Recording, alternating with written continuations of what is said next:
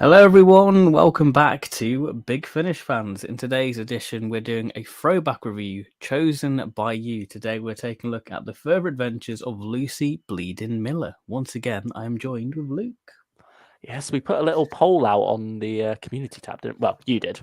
But... Yes, we did in spirit. Yeah. You were there in spirit. Yeah, we both had the idea for it. We both discussed what ones we were going to put there. And yeah, it came down to like the free Will Brooks cover art special celebrations for 20 years of Big Finish that all sort of came out not quite on 20 years 20 of Big years, Finish. yeah. It's a funny little set of them. But yeah, so it was Sixth Doctor and Perry, Seventh Doctor New Adventures, and this one by bit of a landslide. Maybe it was fairly clear in there. Oh, I think secretly you knew McGann was gonna win because it's McGann. Yeah, he is a popular one. Hello, Snowflake. Hello, Stylish One. Hello, Whoviewing the Small Collection. Thank you all for joining us. Hello. Hi, Daniel Hager. Hope you Hello. are having a nice evening. Wild Tuesday. Yeah, Big Finish fans on a Tuesday night, says Daniel. Yes, we've gone for something a bit different, haven't we? Took the bank holiday weekend off. Yeah. But it's all right. It's okay. I didn't even realise it was a bank holiday weekend until about 6 o'clock on Sunday, to be honest. Yeah, it's all fine. It's fine. I think because it was like the end of the month going into the next one, and we had the whole King's coronation thing next week, or this weekend even now. So I was just sort of thinking that was the bank holiday, which it is going to be as well. Yeah. It was sort of a nice surprise to find that I didn't have to go into work yesterday at like 6 o'clock the night before. I mean, it's a good feeling when you know you haven't got to work in the morning. Yeah. But yeah, it was back in today for a 4-day week. Nice short week. Stylish One says, Ben, why is An Ordinary Life not your favourite First Doctor audio? The First Doctor sings Haroon, Haroon. Surely that makes it a 9 out of 10 for you, at least. Well, isn't it a First Doctor light story, that early adventure from memory? Does he just sort of like have an interlude every once in a while where he's just singing and it cuts back to Stephen and Sarah? Probably. I probably haven't listened to it for about 9 or so years. Well, that's crazy. Because that's series 1, isn't it? It's that been 2014. Yeah. God, it'll be 10 years since we properly got into Big Finish next year. We'll have to do a celebration for that. We'll have to do something special. Yeah, I'll have a think. I mean, we've already done the first lot I bought with Series 3 the other year. So, yeah, that's it. What was like your first Big Finish you got? I see, I'm one of the 1 to 50 expletive there. We're only 3 minutes into the stream. Can't go saying anything. Got to keep our clean rating. Was it a spare parts or something? Blood Tide was mine. Third Doctor expletive for you there. Yeah, Third Doctor. Silurian boys. Got my Silurian boys. It's all right.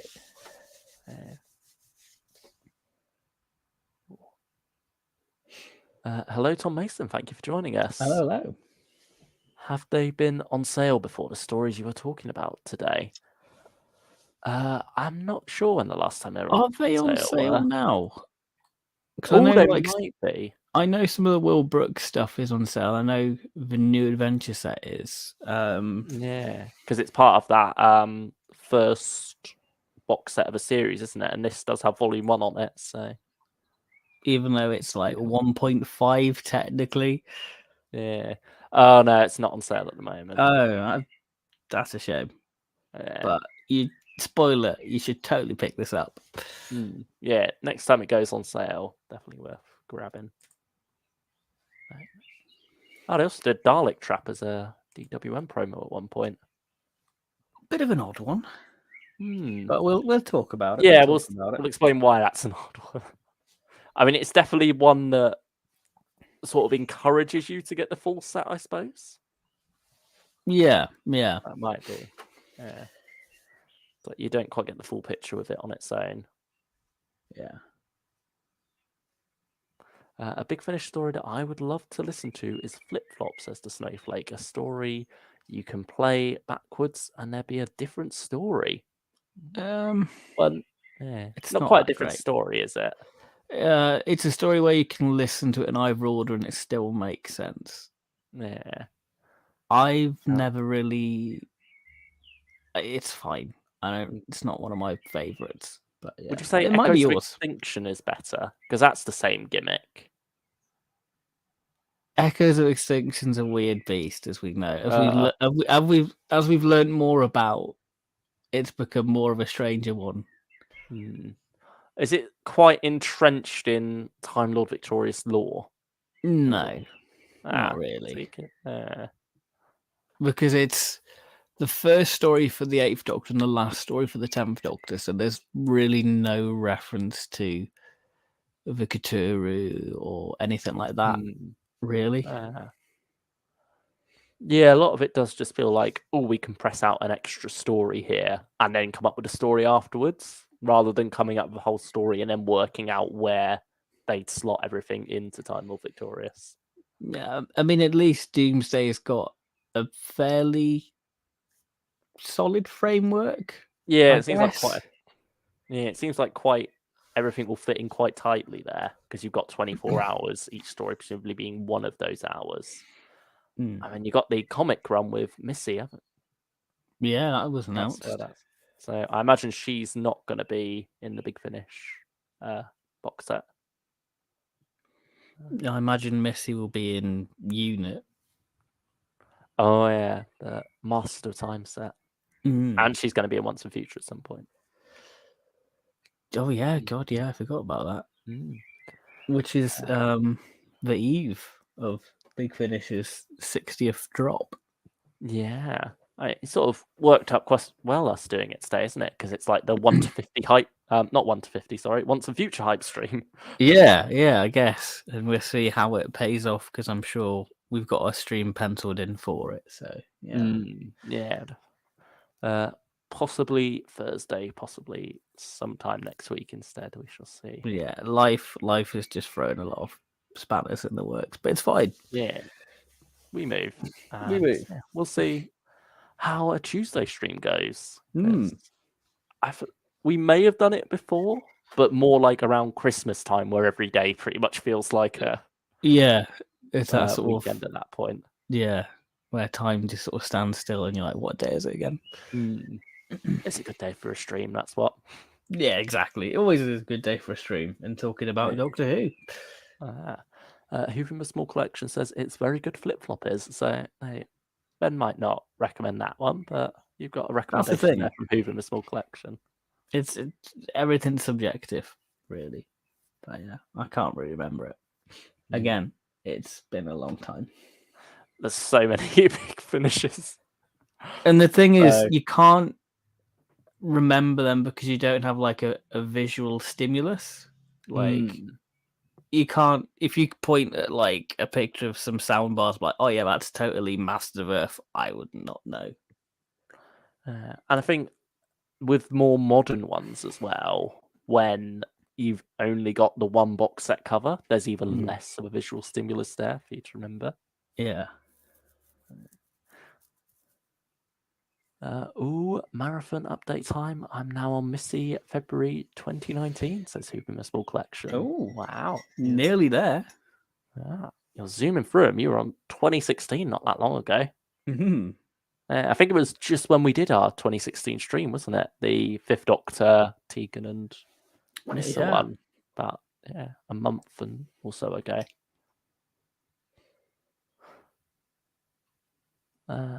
Did you ever get getting Big Finish press copies sorted? Asked Tom Mason. I don't think we ever tried. No, we've not tried, but there's still a chance we might get them. I don't know. I think it's more of a case that Big Finish reach out to who they want to give press copies to rather than people coming to them. Yeah, it just, for me, I don't know, it kind of rubs me up the wrong way going, hey, Big Finish, I have X amount of subscribers, love your content, give us freebie. I don't know, it just kind of rubs me up the wrong way. Yeah, it feels like you're saying we're better than other people, so we deserve. Which Not is not that, the case, yeah. because nobody online should be put on a pedestal, you know. And not that I think that people who have got the freebies think that way, Yeah. because they don't. It's just Yeah. a case of, if Big Finish want to give someone freebies so that it helps promote their stuff, then that's what they do. It's business, really. Yeah. We're not How- shills. That's the one No, thing. that's the other. We don't shill. Yeah, I think maybe we said a bit too negative stuff. I think fair is the better word. Yeah, fair criticism, but I suppose also we buy so much anyway. How much would the Big Finish start losing if they just started giving it to us for free? I mean, I'd still buy the CD, so I wouldn't really be gaining anything, but I suppose like the advanced review copy sometimes, because I think they do that for some releases, don't they? So that people have their reviews written up ready to drop as soon as the release comes out. Yeah. Snowflake says, since the last live, I ordered all of Doom Coalition. Oh, that's going to be an interesting ride for you there. It's a roller coaster, but it pays off. It pays off. There are high highs, but it's got some low lows in there, we feel. Yeah.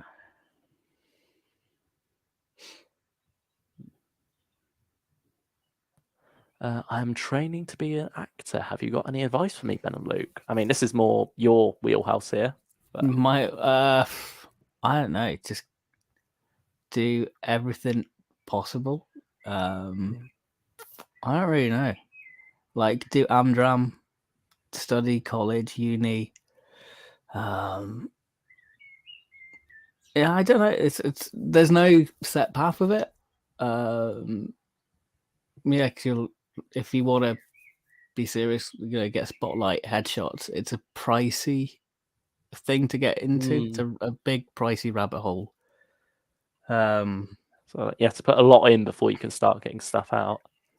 Yeah, and there's no guarantee you'll make it, because I guess the one bit of advice is make sure you have tough skin, because it's a business of rejection. There are a lot of no's before you get yeses. So yeah, I guess that's it really. And like it's that's the harsh reality of it. I haven't done any acting since drama A level. So but yeah. Oh, I gave the 11 8 out of 10 and the Red Lady a 7 out of 10 thus far. It's really fun though. Those are like the two are big. A strong start. Yeah, those are like the two big ones. Up until volume 3, I'd say. Like, I feel like the dip comes after Red Lady, and then it picks back up again with what is the Absent Friends, not the Torchwood one. Nobody will ever hear that. It's just absent. Yeah, it seems like it. Tom Mason says, for the press copies, you email them about it, and then they will send you an email which will ask for the numbers, and they will decide if you are eligible or not. Oh, okay. Means they've got criteria already set down for it. Wonder if we hit any of it. Yeah. Maybe we should just try. It's odd because sometimes it's less about subscribers and more about current views. Like with YouTube at the moment, subscribers don't really mean anything. Yeah. It's more about, how many people actually watch the content currently. But I don't know if Big Finish judge it based on that anyway.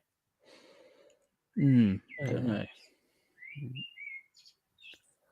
But, I mean, you did get review copies for a little while for Character, didn't you?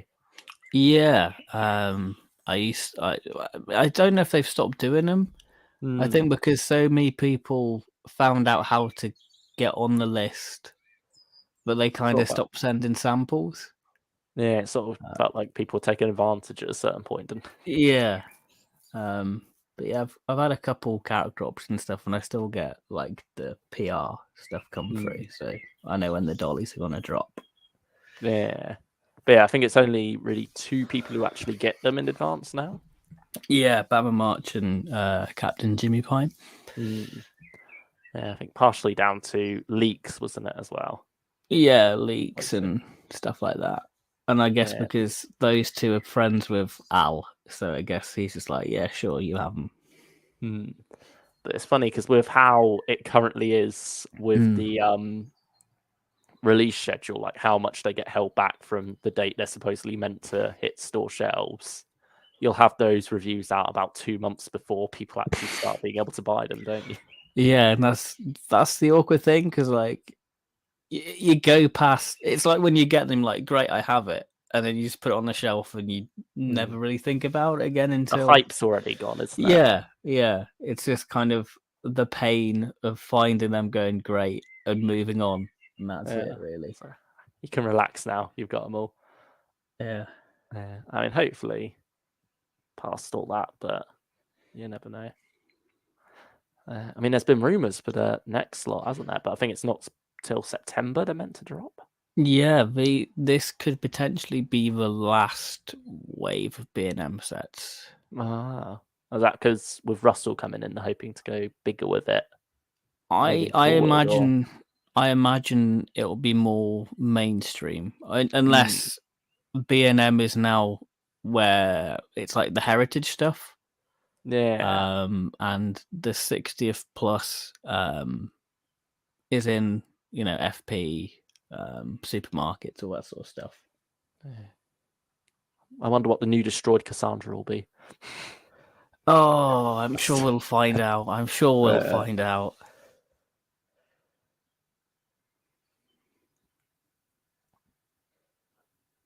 The CDs were interlaced with gold and presumably pressed. I bet that was expensive for Big Finish. It was meant to have a foil finish. Embossed, yeah.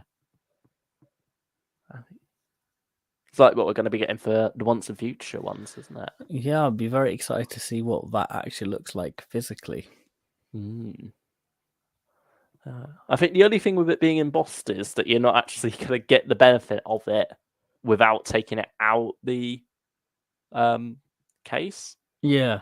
Not that there's anything wrong with taking it out the case. I mean, you want to do that to see the poster inside anyway, but it's sort of, it ruins the effect a bit if it's embossed but it's behind the thing. Whereas if it's like a box set slipcase, I can understand the reason for that being embossed. Yeah, because that's like something you're actually going to be touching more. Greetings from San Francisco. Greetings, Timescales. Thank you for joining us. Hello.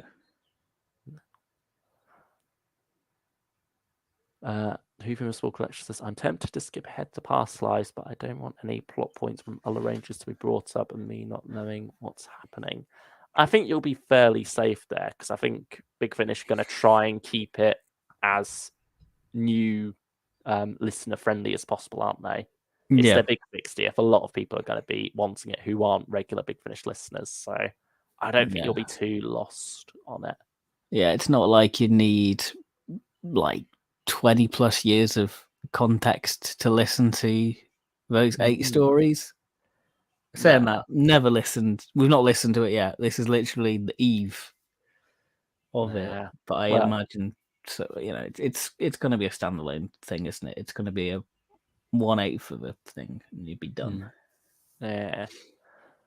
And I mean, for our next stream, we probably will be going in full spoiler territories there with Once and Future as we, discuss what it was and where we think it's going to go. So yeah, I think that's where we can jump more into spoilers, because I think everyone is picking up Once and Future. So I think, I think it's nice to just be able to speculate all together as well. Yeah, put theories in the chat and stuff. Yeah, sort of experience it all together, really. As it goes. It's community feel, isn't it? Really, we can all just sit around and have like a Big Finish book club. There we go. Because that's the thing you can do about with television episodes. Going, where do you think it's going to go? So to have that with Big Finish for like the past 8 months, it's gonna be quite exciting. Yeah, it's one of the nice things about it being, a monthly series rather than a one and done box set drop. Because I mean, it's the same reason why shows like The Mandalorian do like that weekly drop. It's so that it stays in, the consciousness longer. Yeah. It just keeps the discussion going more. Whereas other big shows like on Netflix, how they drop theirs all in one day, you see it's got like that 1 week of everyone talking about it, but then it sort of fades away really. And also it's hard for everyone to talk about it because everyone's at different points watching it. Yeah. Whereas with Mandalorian, you can be fairly sure that, everyone is at the same point. Same with it's not really a new revolutionary idea. It's how TV has been since the start, really. It's only Netflix at the start of streaming that went for the everything dropping all in one day model. Which it's not a sustainable thing, sort of platform. Netflix loses more money than it gains. Yeah, it does. Hence why they drop a load of shows. But I suppose it's a bit different for Big Finish because it's a different kind of business. It's audio for one thing, and it's more niche. Yeah, way more niche. Very niche. Yeah, and also you're getting, either a physical product or ownership of a download. It's not, you're paying your monthly subscription and you get everything at your disposal. It's like we say, we're paying our bill to keep up to date with it all. Yeah. But yeah, with that, it is cheaper to have it all bundled together usually, isn't it? Yeah. Like box sets turn out cheaper than buying individually. So for the most part, I'm not upset about Big Finish's box set format because it works out quite nice having it all a bit cheaper, I suppose. It's just that initial dropping that amount of money. Yeah, that's it, isn't it? But you kind of save as it goes along because you're not spending it when it's due. You've paid it off straight away. So you technically got it for free. It's like past you paying for it. So future you can reap the reward of listening to it. Yeah, it's one of the things I like about Big Finish's, purchase model of once you pre-ordered it, that's when your money comes out because then it's like you don't have to worry about it anymore. Whereas with a lot of other sites, I understand why they do it because it's more flexibility, isn't it? You're able to cancel your purchase and stuff, and they don't have to refund you because the money's not come out yet. But with that, it's like that pain of the money just suddenly coming out when you're not the one who's necessarily pressed the button for it. Yeah, no, you did. You just did it ages ago. Or the worst is like you forget what you've ordered. You're like, what? Where's that money gone? What's that for? And then it turns up in the post like, oh yeah, it's that. Yeah, it's nice to be on top of it, isn't it? When you know what's coming out. Yeah, you know where you are financially. Yeah. I mean, shall we go on to a semi-regular segment we've got going at the moment? A comment from Stephen Noonan. Yes, let's do that. Yeah. I can actually share it as well. Go on. Here we go.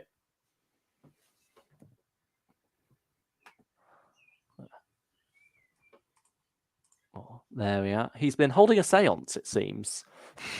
With good old Bob Holmes. I'm Roger Delgado. Well, mainly Roger Delgado. Anyway, here we go.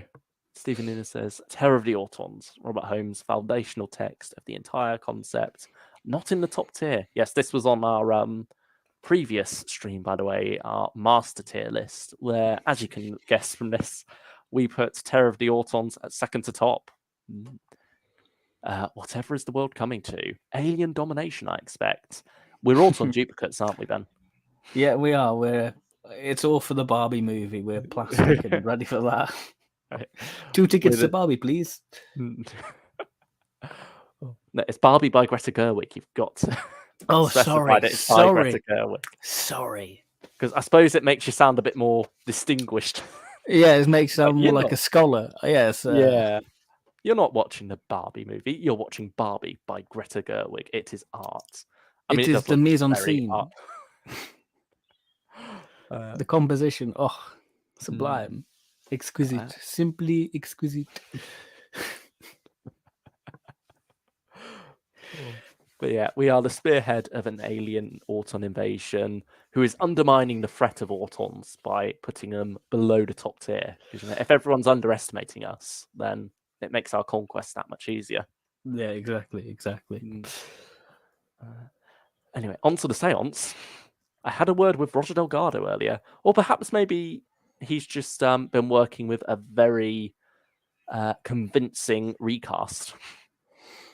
Or is he using the power of time flight with that? Arom.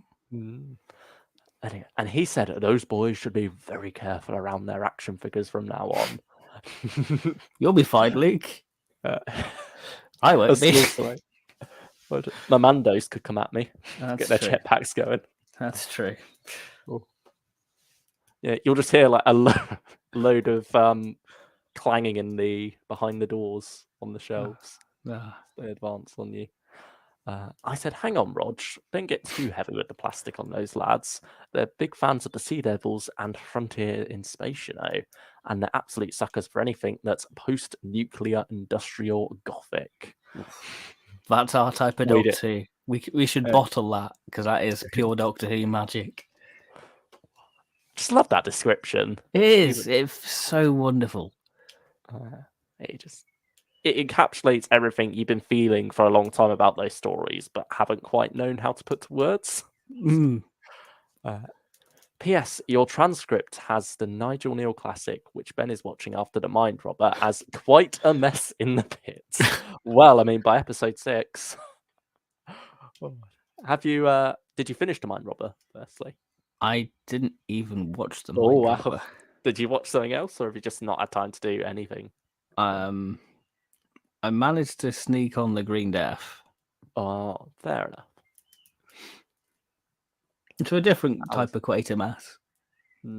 A mine pit instead of, well, yeah, different pit. Different pit. Yeah, there's still different a pit there. Yes, a pit there.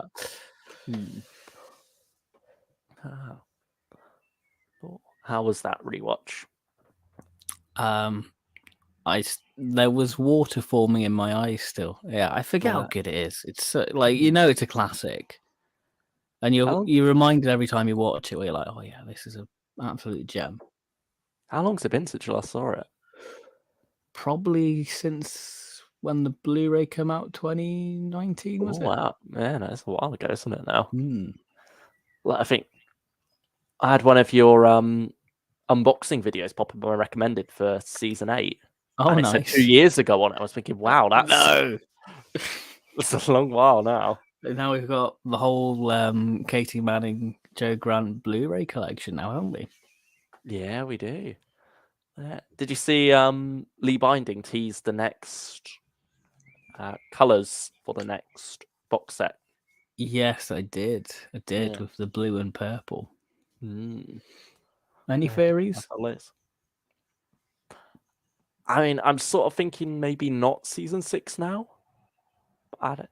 It sort of gives off more of an 80s vibe, doesn't it? Or perhaps I was thinking 20 or 25, but then again, I feel like it could be a Tom. Yeah. I feel like we're not going to see 25 for a little while. I think they're going to wait until they start finishing off the Doctors, because that's the last of McCoy after that. But we've got to face it eventually. That's a thing. Yeah, I wonder which Doctor is going to be the first to be completed, because obviously Colin's very close. Yeah. I mean, he's effectively done with his face on the spines. Yeah, not that we're all clamouring for Twindale and on Blu-ray. No, not particularly. I mean, I think of the 2 Davisons that are to go, it's definitely 20 we're more waiting for, especially since how long it's been teased. 20 is just the worst kept secret at this point. Yeah, I think. Because they were like going to do something in Amsterdam, weren't they? But I think COVID delayed that, and so they eventually got around to it. It feels like the right time with the 60th year. So hopefully I just want the 5 Doctors. Not that I have plenty of 5 Doctors on my shelf, but I just want it on Blu-ray. It'll be nice. It'll be nice. But yeah, I definitely believe that's coming this year. I just don't know if it's going to be the next one or the one after, towards the end of the year. A part of me feels like it could be announced within this week, if not the next. Or maybe just the week after on the run up to the next DWM. Yeah, I think usually they like getting them quite close, don't they? Yeah, I mean, to be fair, season 9, that was a very quick turnaround. Yeah, like that was less than 2 months, I think, wasn't it, between announcement and release? Was it like mid-January, then 2020, around the 20th of March, wasn't it? Yeah, that was about it. I think hopefully they're getting them now like locked in when it's going to come out and then announcing it. Whereas I'd rather that. Yeah, because for a while we've had like the announcement and then the date is like to be announced still. Yeah, it's like, I think season 22, that was announced January. The BFI screening was in March, so you're like, okay, we're getting it in March then. But it wasn't until like very late June we got it. Like the hype runs out, doesn't it? But I think that was partially due to unforeseen circumstances with the war in Ukraine having like knock-on effects to distribution, wasn't it? So. Yeah, because the box sets are made in Poland, isn't it? Which is bizarre. But yeah, anyway, shall we take a look at some Big Finish news? Yes, let's do that. Let us do that. Oh, let's load up the share screen again. There we go. For our first bit of news, we had a cover reveal. The last cover for this. Yeah, because we got the other three, the Friendly Invasion, Wizard of Time, and Stone Cold, like the week before, didn't we? Yeah. I think it's funny. They've been trickling out this Fourth Doctor box set news-wise, haven't they? We got like the main cover one week, some individual covers the next. This last week, could we maybe see the trailer this week? It reminds me of like the Doctor of War stuff, how they just drop that each week. So yeah, I imagine we'll get a trailer because it's not that far away. No, I mean, yeah, we're already in May now. It'll just be. I mean, maybe the week after, because I think Once and Future is probably going to be the focus for this week. So maybe they don't want to swamp us too much with that. But yeah, really looking forward to this box set. Yeah, like I don't want to jinx it, but it's the thing I'm most excited for right now. I mean, just by law of averages, there are 4 stories in this set. You've got to hope one of them's going to turn out. It feels so of the era, and I'm just so excited for this set. Oh, I mean, New Frontiers finally arrived, didn't it? I don't know whether that was between our last stream and this one or not, or just a bit before. But yeah, certainly, we were waiting for New Frontiers a good while. Yeah. Like, it came out right at the start of March and didn't dispatch until after Conflicts of Interest came along. Yeah, I've still not had Rani yet. Rani's not arrived. I know some people have got their Rani copy already. I started listening to that as well. I did. You picked it up? Yeah, I picked it up along with All of Time and Space and the box. He's done it. He's done it. I got that in before the pre-order prices went up. Oh, good man. Good man. So, not dived into the other 2 yet, but I did start Rani, did here today. Which, good stuff, good stuff. Is that the only one you've done from Rani still? Yeah, because I listened to that and then I dived into Lucie. Yeah. And then off to the Caribbean in the next episode. Really am getting the Death in Paradise. Literally, yeah. How's that marathon going?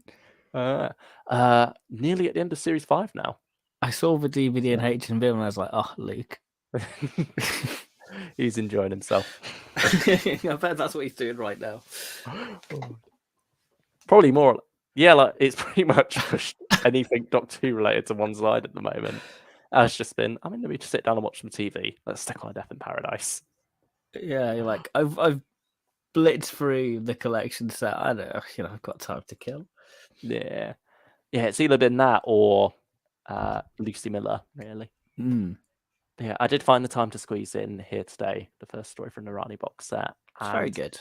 yeah, it feels almost like the anti-Big Finish story, really, because sort of the message of it being about, looking more to the future rather than dwelling in the past, being here today, focusing on your life at the moment. Whereas, a lot of Big Finish, even this box set we're looking at now, is built around going back to the 70s and reliving the glory days with the Fourth Doctor and Leela. Mm. I mean, yeah, what glory days they were. And I'm very excited for this story. We love our Tim Foley stuff. We do. Yeah, hopefully a bit of a... Seems like it could be one that pulls on the heartstrings a bit as well. Yeah, because I guess this has got to wrap up the Margaret stuff, hasn't it, really? Yeah, I mean, it looks that way just based on the title. Mm. But I mean, you never know with Big Finish, though. Sometimes they just keep these things going, Yeah. but leave it for years until they come back to it. So we'll see. I mean, beautiful cover. Ryan Applin, isn't it? This one. Yes, yeah. I think he did the main cover on this one, and then Sean Longmore did the other three. And got some rather spooky-looking moss creatures. I don't know what to call. Yeah, with the monk again featuring on the cover. And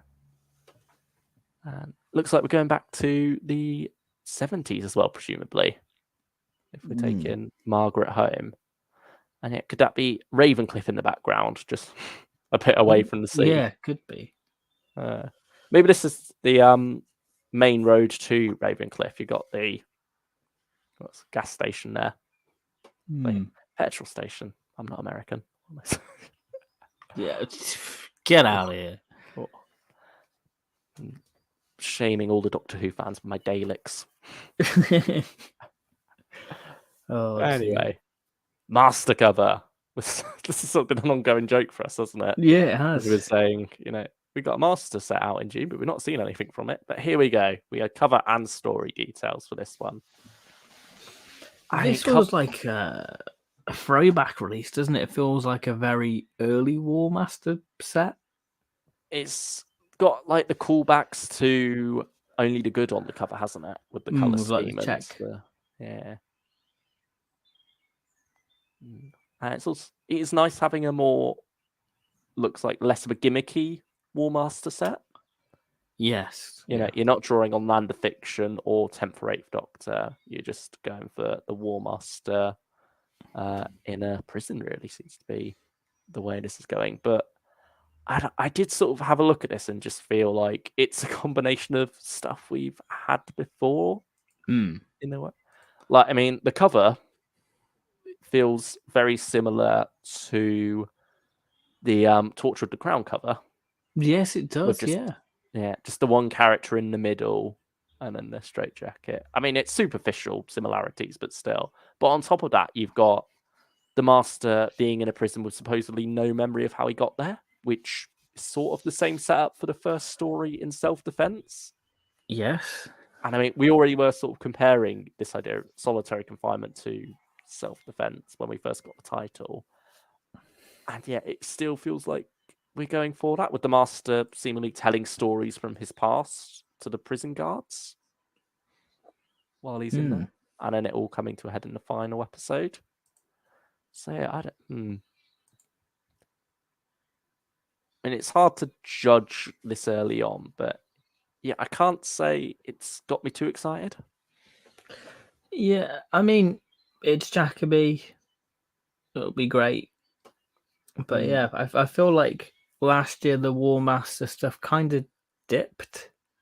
Like it was like the War Master spin-off. It's been like one of the most consistent, like heavy hitters. Like if you pick up this, you'll know you're gonna have a real good time.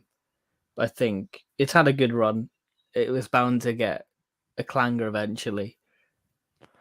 I mean, hopefully that's not the case, but it does feel like there was more of a rush to get these out or get these recorded, rather, stock up on them. And I worried that the quality maybe dropped because of that. Yeah, because is this like the last lot with Scott Hancock? Yeah. So you got this one and then 2 more. It's up to 11, isn't it? And then Rob Valentine's taken over the range after that. Slash one says, I saw this Warmaster news and thought, oh, Ben and Luke won't like this self-defense-esque Warmaster set. See, I like the idea of self-defense. It was just, yeah. I'm just worried that the way they're writing it is more do individual stories and then loosely tie them together somehow. Which, if you want to just do anthology sets, just do anthology sets. It sort of feels too much like a halfway measure. I think we much prefer the long form, that 4 hour. Yeah, going for an epic rather than 4 loosely connected episodes. I mean, you can do that with 4 different writers still. You can have an epic there, but just for everything I've seen about this set so far, can't say I'm overly excited for it. Can't say I'm dreading it either, though. Oh, yes, it's still an instant pickup. Yeah, it's just sort of a wait and see, I suppose. But anyway, we also had Once and Future. Yes, we did. Yes, we did. Again. And this caused a bit of a stir over on Twitter, didn't it? Like everything else, what Doctor Who does causes a stir. Yeah, at this point. I mean, the DWN cover, that caused a stir, didn't it? Oh, behave. I swear Big Finish caused a stir with something else as well last week, but I can't remember what it was. Before then? Was it of a certain writer in the Warmaster set? Oh, yes, it was, wasn't it? Which it's understandable for people to be upset about that. Yeah. I mean, it looks like that was recorded. Let's head back to the Warmaster just because we're on that topic. Yeah. Recorded 4th of October 2021 and 28th of January 2022. So presumably before Trevor Baxendale was open with his transphobic tweet liking over on Twitter. But yeah, even so, it is a bit unfortunate. I can see why people are disappointed in it. It sort of comes down to a similar thing of what we spoke about with James Dreyfus in Solo, where it's like, with that though, we did know for certain Big Finish had cut ties there. Like he was going on GB News complaining about them all the time. It was pretty obvious. With Trevor Baxendale, it's a bit more uncertain. It's sort of hard to say whether or not they have cut ties. So yeah, certainly. It's interesting why release Terror of the Master as a standalone release. Yeah, like presumably he would still get money from that as well. So yeah, ultimately, unless they're like, here, have the royalties, and then once that cut ties, I don't know. But I don't. Yeah, Big Finish don't do royalties though. It's sort of like the one-off payment when you write it, and then that's it. Well, I thought they had this thing where the writer gets some of the initial sale from like the first month or something. That might have been when they first started up, but I don't think it's the case anymore. I don't think it's been the case for a long while. I don't know. I could be speaking out of turn because I don't know the ins and outs.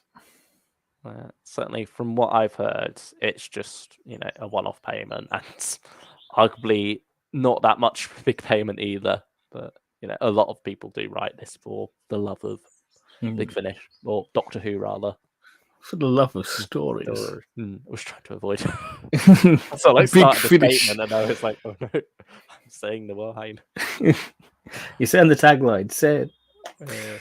Say the line, Bart. London, 1965. 65. But yeah, certainly, if you're against picking this up because of that, then that is perfectly understandable, I'd say. I mean, hopefully they have severed the ties as well. But yeah. Anyway, the other controversy, AI art. Which I suppose ties in rather fittingly with your Green Death rewatch, actually, Yes. because Boss is an AI. Yeah, true. And you do have the argument there of, are humans not just machines, ineffective organic machines? And so with that, you have a whole argument of, because I think most people's problem with AI, beyond it often looking a bit ugly, is the idea that it's stolen artwork because it's trained by scouring the internet for other people's artwork. Data that's been inputted is how AI learns and is trained and is then able to recreate. So is it arguably other people's artwork sort of meshed together into something new? But then from there, you have an argument of, is that also human artwork? It's nature versus nurture. Are we just absorbing our environment and then recreating that through art? Is that not effectively what the AI is doing in a way?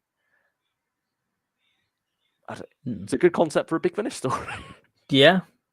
I mean, another show I was rewatching, Agents of Shield. It's like a big crux of the fourth season of that, as that introduced like androids and such, and how close they get to human.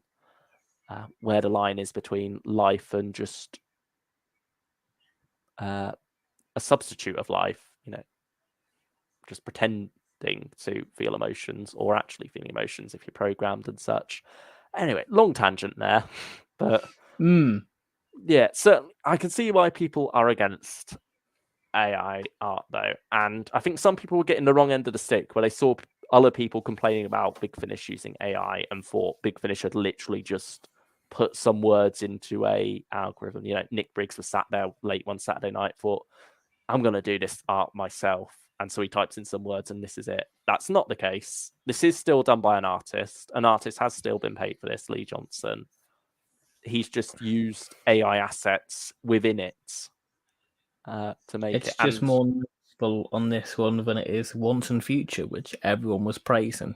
yeah, the Past Lives cover had it as well. And no one seemed to notice until this one came along and people sort of went back, looked at it, and did the whole AI art scan thing to see that there were some elements like the crocodile creatures and the monk's costume.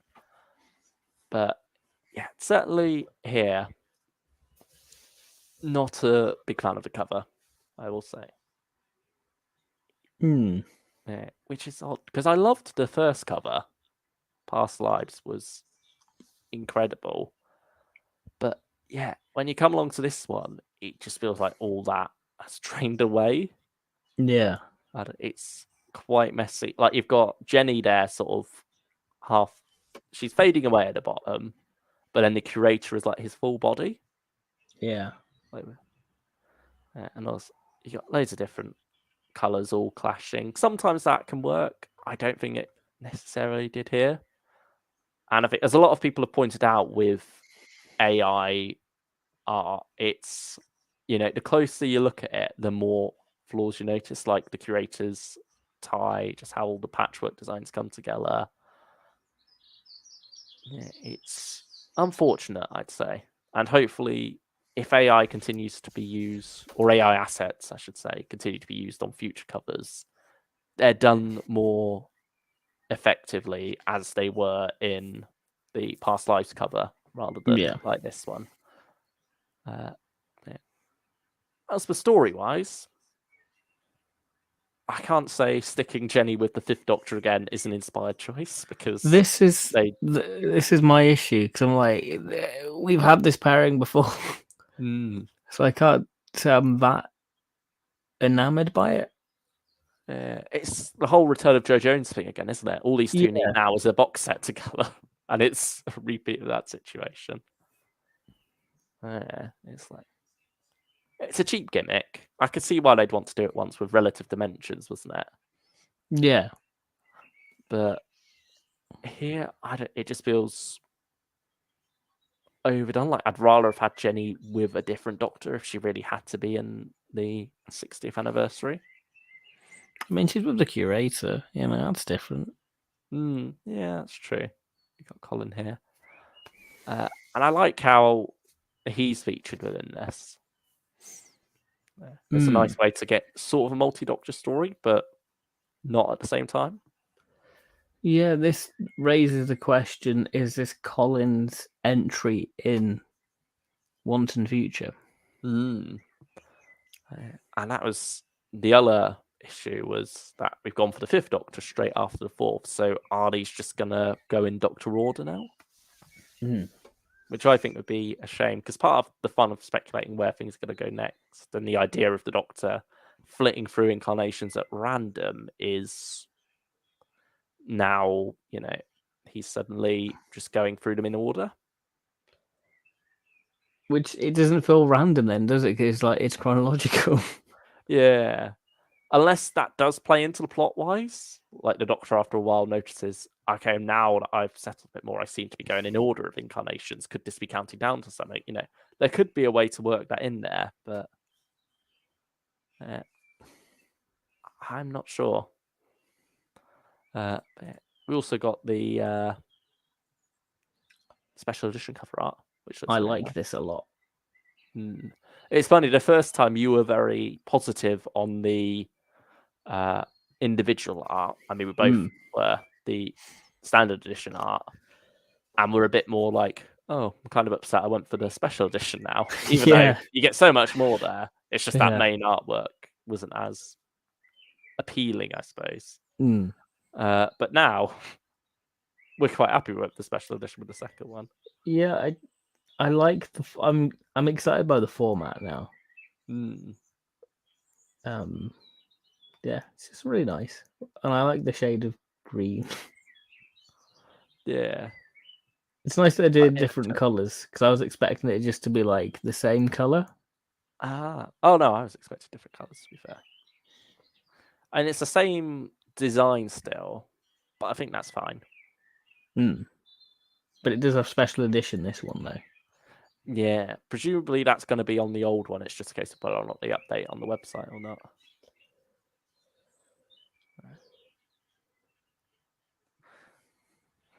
Snowflake says, imagine if the 10th and 14th Doctors met. That's it. I mean, you do have the wrong Doctors, don't you? Where Colin meets Colin.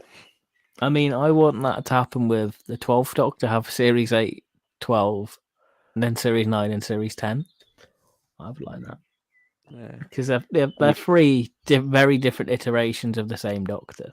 Yeah, very different hairstyles. Exactly, so you could easily go, okay, that's the three Capaldi's on the cover. Sorted. Yeah, you can easily pick them out. But I suppose one final bit of news we got, which is quite exciting, is... Where are we? Here we go. Oh, yes. 7th Doctor news. Again, another June box set. They're sort of filling out the June box sets pretty quick last week. With Far From Home, not Spider-Man. I'm sure that joke was made many times over on Twitter. I swear Solo, that was it, wasn't it? Yes. As soon as it's like similar to a big Hollywood movie, people are going to point it out. But yeah, and 2 3-parters, which is sort of what we were saying when they announced conflicts of interest. We were like, okay, I like 3-parters, but wouldn't the 7th Doctor be a better place to do this? I remember that was the whole original plan, wasn't it? The relaunch to have, beginning, middle, and end. I think that's what they were saying originally, wasn't it? I think it was just sort of that they were going to introduce 3-parters in some sets because they were now able to mix up a little bit more. I mean, we saw right from the start with a 7-parter with the Annihilators, something we haven't seen. But yeah, here we go. We got a story set in the past and a story set in the future. A lot of arcs in June, isn't there? You've got Naomi's arc, and you've got the arc, the original version of the arc. Oh, yeah. Yeah, and also you've almost got a classic Doctor's New Monsters set going on, because you've got the Vashta Nerada in here with the 7th Doctor, and then Stone Cold Weeping Angels of 4th Doctor, both out in June. So almost makes up for the fact that they've delayed Classic Doctor's New Monsters 4 until March. I wonder why they've delayed that. Yeah, it's got to be some reason. But first, what did you make of this? The Vashnarada story sounds cool. Second one, I don't really know. It's sort of a wait and see a cover. Yeah. To see, what sort of insight into the story we could have. I just like the idea of the Vashnarada in the Blitz, It's a wonderful concept, isn't it? With the clashing of, you don't want to have the lights on because then you're in danger, but you need to have the lights out because of the bombings. But then the Vashnarada can get you. Yeah, it's so good.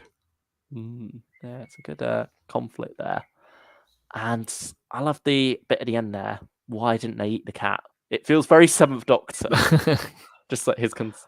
so it's going back to survival, isn't it? But also, just his... You can very much see him being interested in the cat, being like, why are you still alive? As he strokes it. And then Naomi and Harry just being like, Doctor, there's bigger things to worry about. Why are you concerned about the cat? It was a bad cat, man. And I think it feels like Harry will be a bit more at home in this story. Yeah, I feel like that is Harry's era because he's a man out of time, isn't he? Quite literally. Yeah, in more ways than one in his current ongoing arc. But yeah, he's quite old-fashioned, so he'll fit right in this era probably. And Alfie Shaw writing it as well is very exciting because he has done some amazing stuff in other ranges. So I look forward to what he can do with the Seventh Doctor. I feel like his writing style will fit the Seventh Doctor as well. Yeah. I can see that. But yeah, I'm looking forward to this. Can't wait to get a cover. Hopefully not too long to wait on that. Yeah, it can't be that far away now.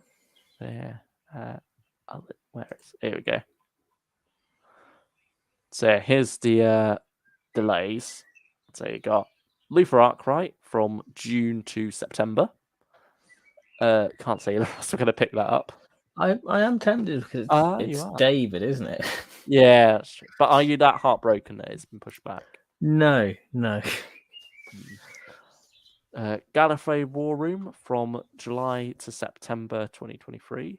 And then they seem to be going September since then as well. Again, can't say too fussed on that one. Yeah, because I've not picked it up, so it's not too much of a miss. No, yeah, I don't pick up the first one. Also seems to free July up a bit, so I wonder if maybe that's going to be a quiet month, or if there's stuff that's yet to be announced there. There'll probably be something to be announced. Yeah, this is modern Big Finish. Matt Smith. I feel like if we'll get Matt Smith announced, it'll be like the way they did with Christopher Eccleston, where you'll have to wait a while for it. Because it'll probably be like announced as soon as he signs on the dotted line. And they'll get in studio a bit later. I mean, there's this thing on Twitter, isn't it? Like Doctor Who leaks, and they're like, Matt Smith's sign is going to be revealed in Big Finish in May. I'm like, okay, we'll see. I hope this is a poorly aged clip. But yeah, I doubt it. Unless this is where Joe Martin, Sacha Dhawan stuff gets released in July. Yeah, it could be, because it's been over a year and we still haven't had any more details on those. But we know Joe Martin's been in studio. Yeah,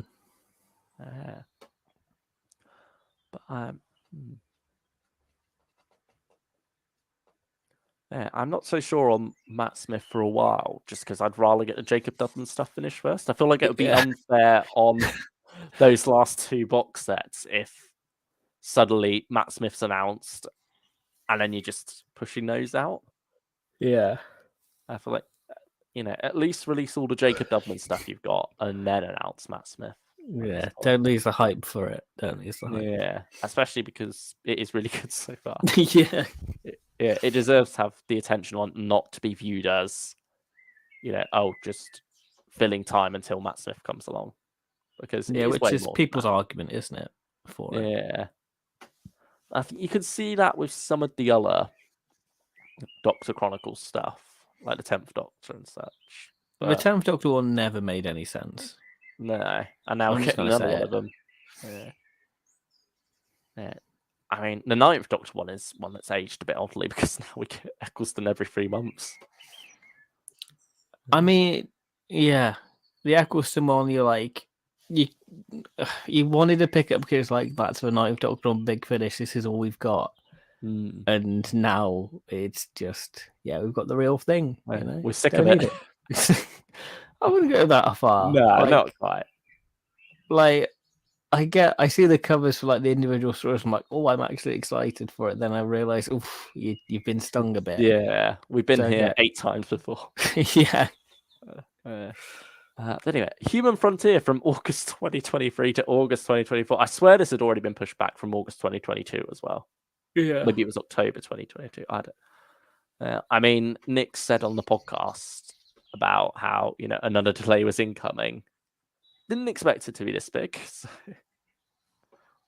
I feel sorry to the fans of Human Frontier because when was the first one now? It was part of like the original lineup, which was like 2018, wasn't it, when they launched the Big Finish originals? Yeah, I think maybe it had been 2019 then. Yeah, that sounds about right. Yeah, but wow, it's quite a gap.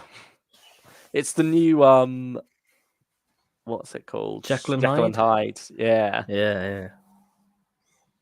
Oh yeah, that's actually out now. Yeah, it is. It's the Nick Biggs fashion project that keeps getting pushed back for other things. Yeah, he's a busy man. But yeah, and finally, like we say, the one that confused us, Classic Doctor's New Monsters 4, from October to March, which means this is probably the earliest cover reveal because it was like August 2022, wasn't it? We got the cover. It was July. Oh, was it July? Oh, it yeah. might have been. Yeah, because it was July because I was coming back from Liverpool and it was announced then, and that was July. Yeah, because it was not long after Volume 3 had dropped. It was like the day after. Yeah. And then suddenly we got this news for October 2023, which we thought was a long enough wait as it was, but now March. But they've still not updated the cover as well. But yeah, it's odds to say the least. This is just me being pedantic, but the October slot was so right for it as well. I think you could have at least brought it to July. Since you pushed back War Room, you've had this recorded for ages. What's wrong with it? Why not just bring it forward? Let us have it earlier. It's a shame. That's definitely the one that stings the most out of these by far.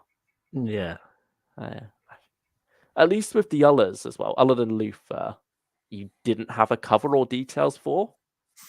With this, you've got the cover and the details. You've had them for a while. And that it's a twist of the knife. It was like already a long wait. And now it's even longer. But anyway, finally, we're reaching the end of the news at last. End of line notifications have been updated.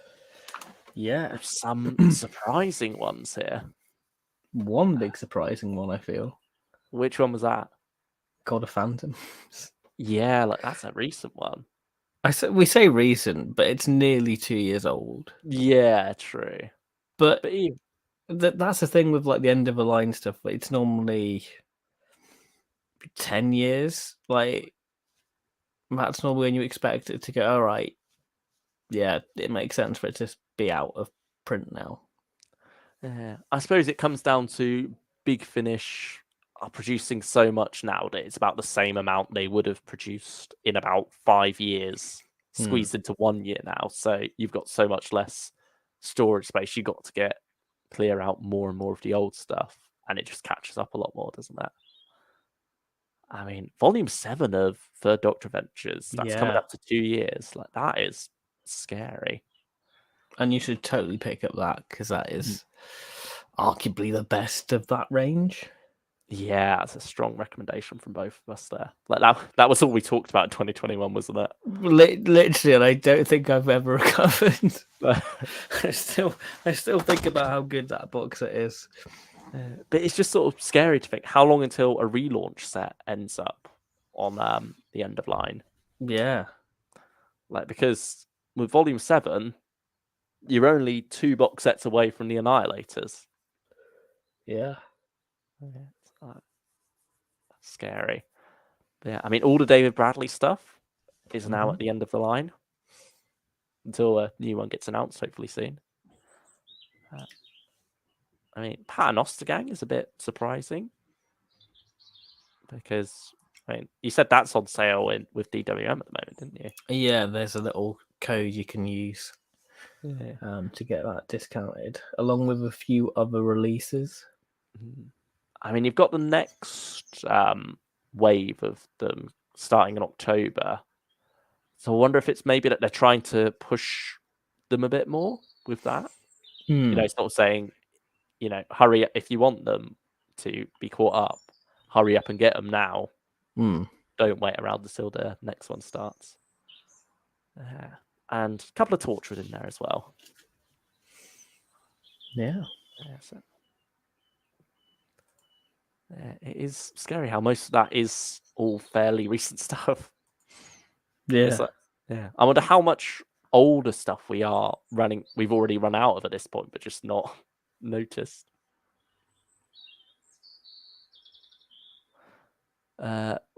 Starshell says, what about Rani takes on the world 2 news? Is there news of that? I think we covered it in the Master stream, didn't we, about Luke Yeah. returning? Yeah, as revealed in the trailer. And so, like, a look at the cover art, wasn't it? Yeah. Yeah, that seemed very nice.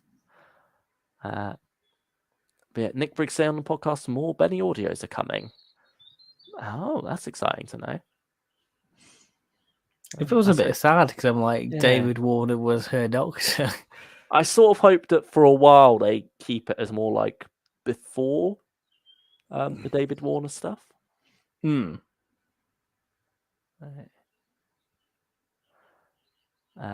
AI actors in Among Us which caused a stir. Oh yeah, that's the AI thing, isn't it? I'm assuming that's more plot relevant though. Got to be something more going on there. I don't think it would literally just be a case of Big Finish employing an AI actor for the sake of it. It seems to be relevant to the story in there. Recommendations from the sales. What sales have we had? You got that first box set sale, haven't you? It's Time of Wanted Future. Where are we with that? Let's go homepage. Take me to the deals.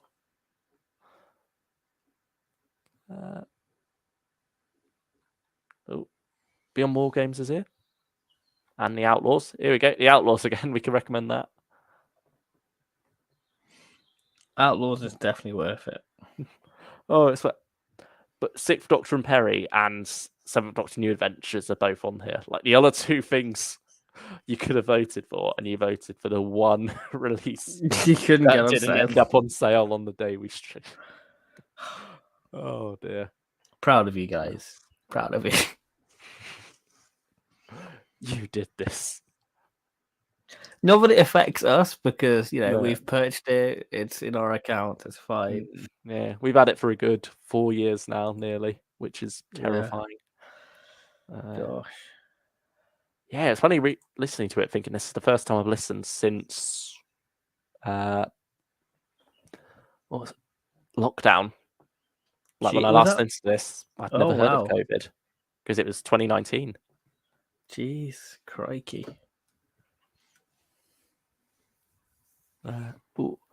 Just Hooping Small Collection says, with David Bradley first Doctor, you said there might be more, and now I'm confused. I thought Stephen took over. Do you want to clarify that one?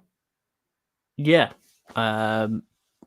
Basically, there's two entities, isn't there? There's a David Bradley. There's always been two first Doctors on Big Finish. There's sort of been the David Bradley take on the era. Whereas taking a cue from the new series, isn't it? Yeah. Whereas the Stephen Noonan is more the traditional Hartnell, you know, more authentic 60s traditional first Doctor stories, really. The David Bradley stuff reigns from where the early adventures left off. Yeah. Whereas the David Bradley stuff is kind of more of a, I don't want to say Unbound, but it's kind of that what if, you know. It's Yeah. like Although it's like a new series, but with 60s sensibilities. yeah. Or maybe 60 stories with some modern sensibilities, I'd say. Yeah. Certainly they are all very authentic. Like you've got the historical and sci-fi story pairing concept to keep it within those parameters of teaching children about either science or history. Yeah. Yeah, I mean, of anything, I'd say it's almost more traditional to the era than the Stephen Noonan stuff is, because in two stories from that, it's been playing on the idea of the first Doctor in our present day in Yeah. The Miniaturist and the Demon Song. But yeah, I'd say it's more down to the performance, really, isn't it? Where you've got the more channeling William Hartnell performance, and then you've got David Bradley as more of his own performance. You do whatever created David over the Bradley years. does. Whatever David Bradley does. You get on with your thing. Yeah, it's like because I mean, no offense, I love David Bradley, nice man, but there are some stories where like he sounds sloshed, and I love it. You, madam. Yeah, but it's great. It's more a case of Big Finish are just doing two different things at the same time. They've got their more authentic first Doctor performance, and then I suppose the more recognizable to modern viewers, I guess you'd say. I mean, plus, Volume 5 ended on a cliffhanger, so yeah, they got I want to know where it leads. And also, I want to hear more of the rest of the cast as well. Claudia, Gemma Powell, and Jamie Glover. Jamie Glover, that's it. Yeah, Claudia Grant, Gemma Powell, and Jamie Glover. Yeah, it'd be nice to hear from all of that quartet at some point. It just seems that they've got two different entities, really. You've got your more authentic First Doctor and your David Bradley version of the character.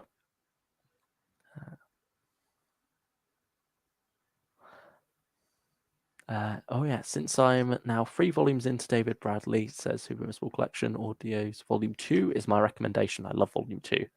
Yeah, I'd say out of those first 3, Volume 2 is the strongest. But story-wise, I'd say Great White Hurricane from the first box set is the strongest. But yeah, Volume 2 is more consistent overall.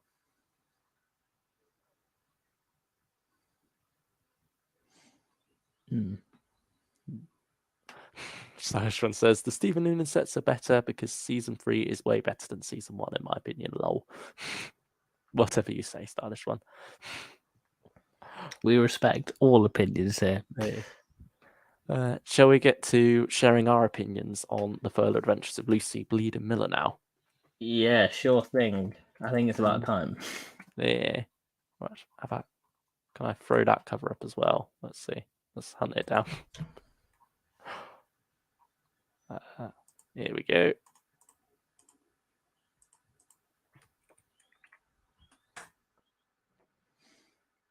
And share screen. There we are. This is such a wild time looking back on it, because this came out the same month the Legacy of Time did. Big Finish's 20th anniversary celebration. Yeah. We had the monthly range, we had Torchwords, we had the War Master the same month. Yeah, I think it was Memories of a Tyrant this month, wasn't it? Yeah. For the 6th Doctor. So yeah, we weren't even onto the Mark stuff yet. We'd not even met him. Yeah, like this is the thing, because like we were saying that July was just such a big month, and now that's kind of like a standard month for Big Finish now. Yeah, that's true. I mean, we were swamped with McGann stuff around this time as well, weren't we? You had Doom Coalition 4 in March, I think, or was it? No, Doom Coalition 3, sorry, in April. No, and then Doom Coalition 4 in October. You mean Ravenous? Yeah, Ravenous, sorry. Yeah, Ravenous. It's like Doom Coalition, where have you gone? Yeah. I was thinking Ravenous, but for some reason Doom Coalition came out. Yeah, Ravenous 3 was in April this year, and then Ravenous 4 came along in October. You had 8th Doctor Time War 3, definitely 3, in August, 1 month after this, and then the same month as this, you had the 8th Doctor in Rage of the Time Lords with the War Master. Yeah. So, and obviously he was in Legacy of Time as well. And I feel like there's something else I'm forgetting that he turned up in. Probably a around the short time. trip or Yeah, something. no, I swear it was McGann though. Yeah. Yeah, maybe not. Yeah. I don't. Yeah. But yeah, certainly he was a busy man in We were 2019. eating good. 2020 was even bigger for McGann, let's be honest. Oh yeah, because you had the one, the Time Lord Victorious stuff at the end there as well. Yeah, and that was when he had another War Master box set. Yeah. Uh, I'm literally going to say this now. I think that this is the Big Finish 20th anniversary release. This did stuff to me more than Legacy of Time did. I mean, I have to agree with that because I didn't even pick up Legacy of Time. So therefore, we're on the same page. Automatically, this did more for me. Yeah. I mean, this was the first McGann set not to have individual covers, though. So that caused a bit of a stir at the time, whereas now that's just accepted for every Yeah. Doctor. But yeah, I think it was a bit shocking, though, because you thought, McGann was sacred. He was the Big Finish Doctor. He was the golden boy. Yeah. Like, what had he done wrong? What had he said to Nick that lost him his individual covers? I don't do robes. Yeah. And obviously after this, Stranded went to the dual case. Yeah. That was it. Yeah, Ravenous. Oh no, Time War 4 would have been the last one. Yeah. So with this, you're obviously returning to Lucie Miller, going back between series 1 and 2 for some more adventures there. And certainly the way the first story opens up very much sets the scene there, doesn't it? You've got the mention of they've just defeated the Cybermen and stuff that for a bunch of monkeys or whatever Lucie says. Yeah. That whole sort of first 15 minutes is just kind of remember how good these two were. It's mucus. It's just shit. I think that's the thing. What carries this set is McGann and Sheridan. Yeah, I mean, arguably they're what carried the series originally, aren't they? As well? Yeah, they really are. Yeah, but it's the tapping into the nostalgia of that, and just the joy of hearing them together again. And then, for many people, 8 and Lucie was where their Big Finish journey began. So it's very nostalgic. I suppose it's also where Big Finish started to make more of a name for themselves beyond being niche, because it was on BBC Radio 4, wasn't it? Yeah. The whole 8 and Lucie run. I think, didn't they air before the CDs even came out, or around the same time? Yeah, I think there was some sort of thing like that. Yeah, like a collaboration there between Big Finish and the BBC, which is insane to look back on. Yeah. Yeah, it was almost like legitimizing it in a way, isn't it? Yeah. Yeah, because you still get some stuff that goes out on radio, but that's more of a Big Finish digging back into their archives and saying, "Oh, you can have this one," like the War Doctor stuff recently. Yeah, whereas this is was back then much more of that was where the series lived. That was probably where a lot of fans came into it, and probably how a lot of people got into Big Finish afterwards. Yeah, I imagine so. And it gave it more of a proper series feel, didn't it? Because it was Big Finish's first series, really, wasn't it? Because you had the monthly range stuff, and that was dropping 4-parters, whereas this was jumping in on that new series style of 1-hour stories. It was the sort of reinvention of the wheel, wasn't it? I think for them. Yeah. And I mean, it's the prototype that sort of got carried forward as eventually each Doctor now has their own range. Yeah. Because this was McGann breaking away from the monthly Doctors and being his own entity, really. which makes sense. The Doctor with no TV era, they can put their own spin on him. So of course they're gonna go, hey, let's do it. Yeah. And also, with Lucie, you've got a companion who's like the first modern Who companion in the classic series, I suppose. Mm. Or like with a classic Doctor, because she's very much made in that new series mold. She's very much a Rose, isn't she, Lucie? Yeah. Or I suppose quite a lot of people compare her more to Donna, don't they, with the 10th role? Yeah, it's like Rose meets Donna. Mm. Yeah. No one has any love for Martha. They're always forgetting her. Yeah, that's the sad thing, isn't it? Like the Martha box set that happened. People much like It's the Year That Never Was. That Martha box set never really happened. Yeah, with Lucie here, she's a wonderful character. Like you can see She's why brilliant. she captured the hearts of fans and why they came back to her. Really, I mean, I think the reason that it came to an end in the first place was just because of how big Sheridan Smith had become. Yeah, It's like hard for them to secure her as often, so the character had to because be written out.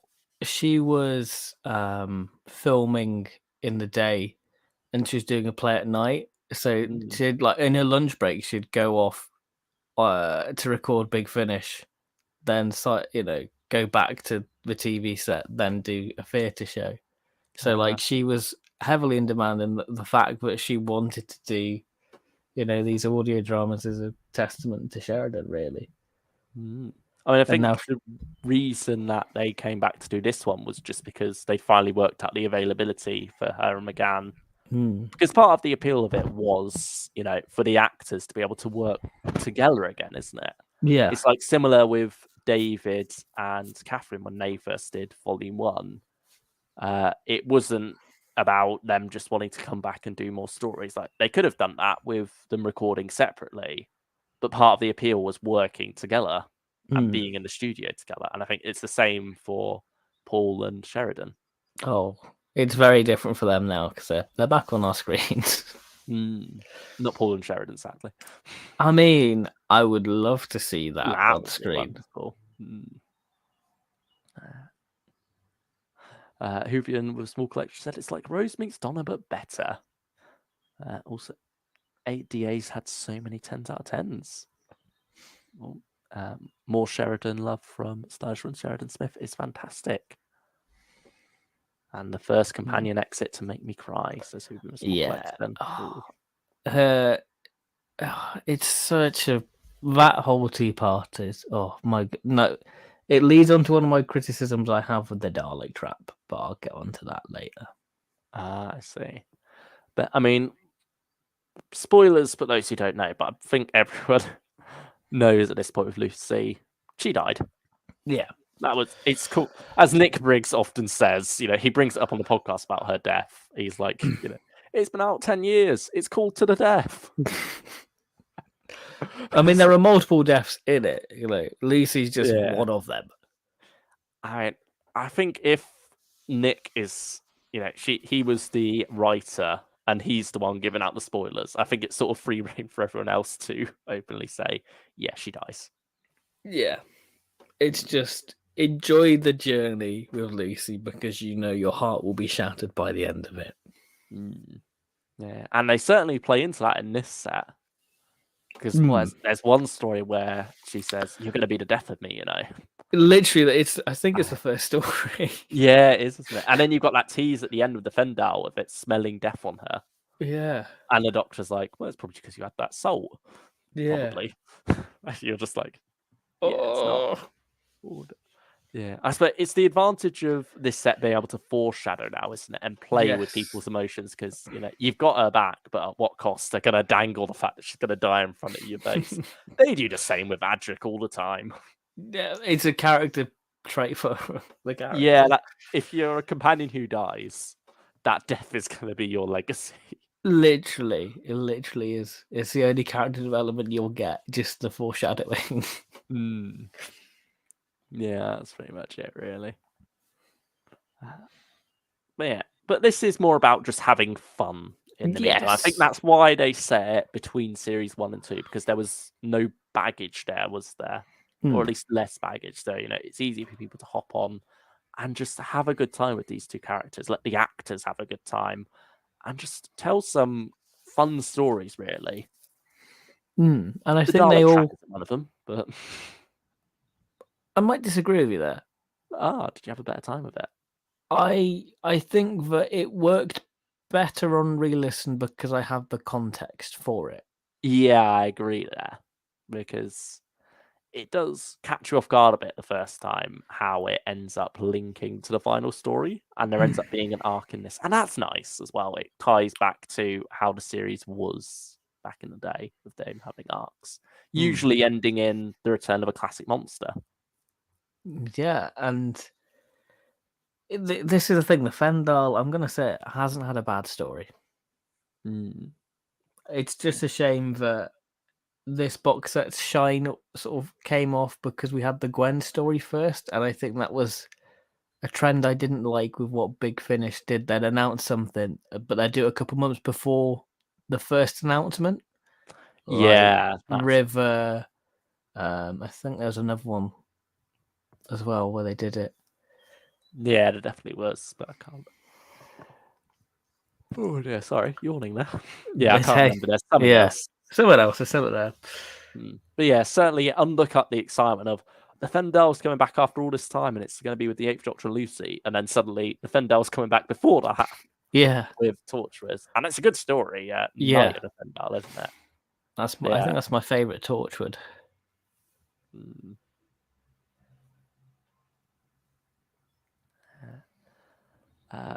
For this set, what's your problem with Dalek Trap? Then you mentioned earlier.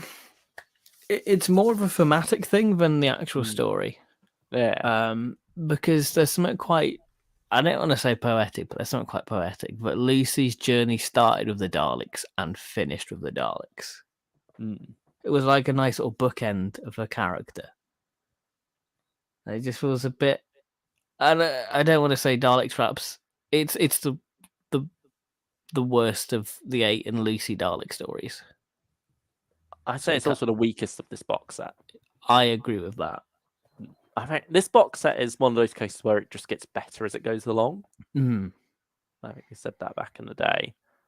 Yeah, I'm not sure if I still feel that way, but I certainly feel like it starts at its weakest with the Dalek Trap. I think I preferred it this time around because I had vague memories of where it goes. Yeah, like you knew it was gonna be resolved. You recognise the Fendal sound effect when it comes along because you're listening out for it. And you know what the darkness is because you're like, okay, that's from the last story. Yeah. I mean, you got Dalek saying Lucy Bleeding Miller. That's a good positive. Yeah. You could tell Nick wrote that knowing he'd have a blast recording it. Yeah.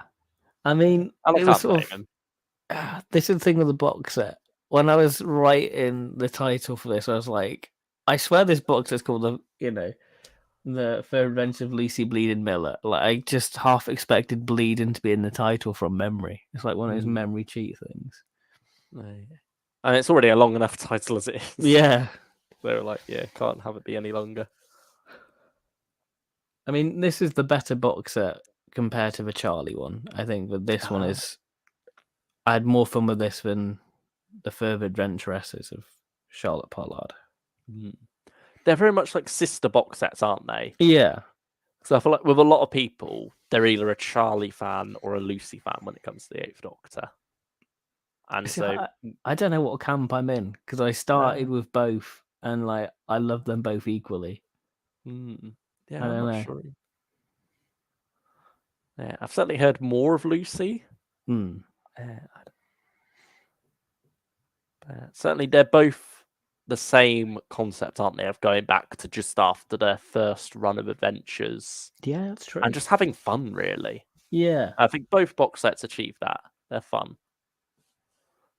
And this story has its fun moments. It also has its heartfelt ones, like with Lucy doing her recordings. That's very like To the Death and Lucy Miller.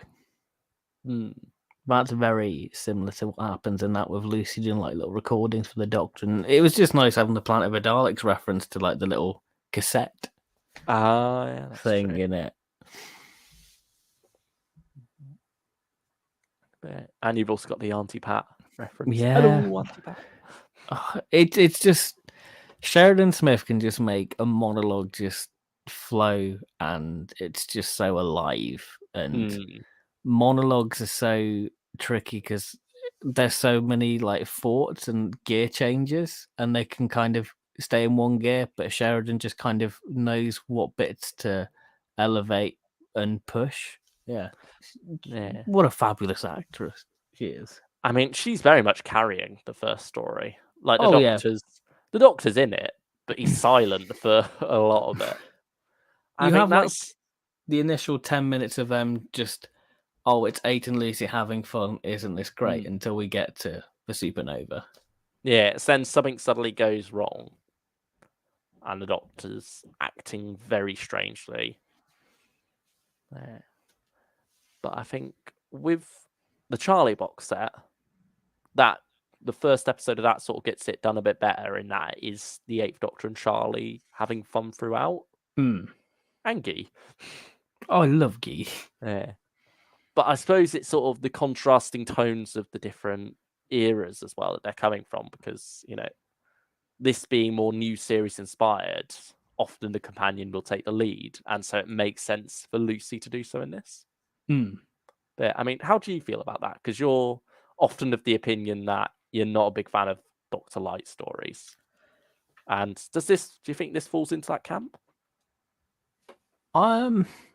It's weird, isn't it? Because you kind of have that initial burst with McGann, but I think I don't want to say the story suffers it because there's not really that much going on, is it? It's just trying to escape the supernova. Yeah, there's very little story here, so you can see why it was padded out with that opening of fun montage. And I don't think the supporting characters are all that memorable.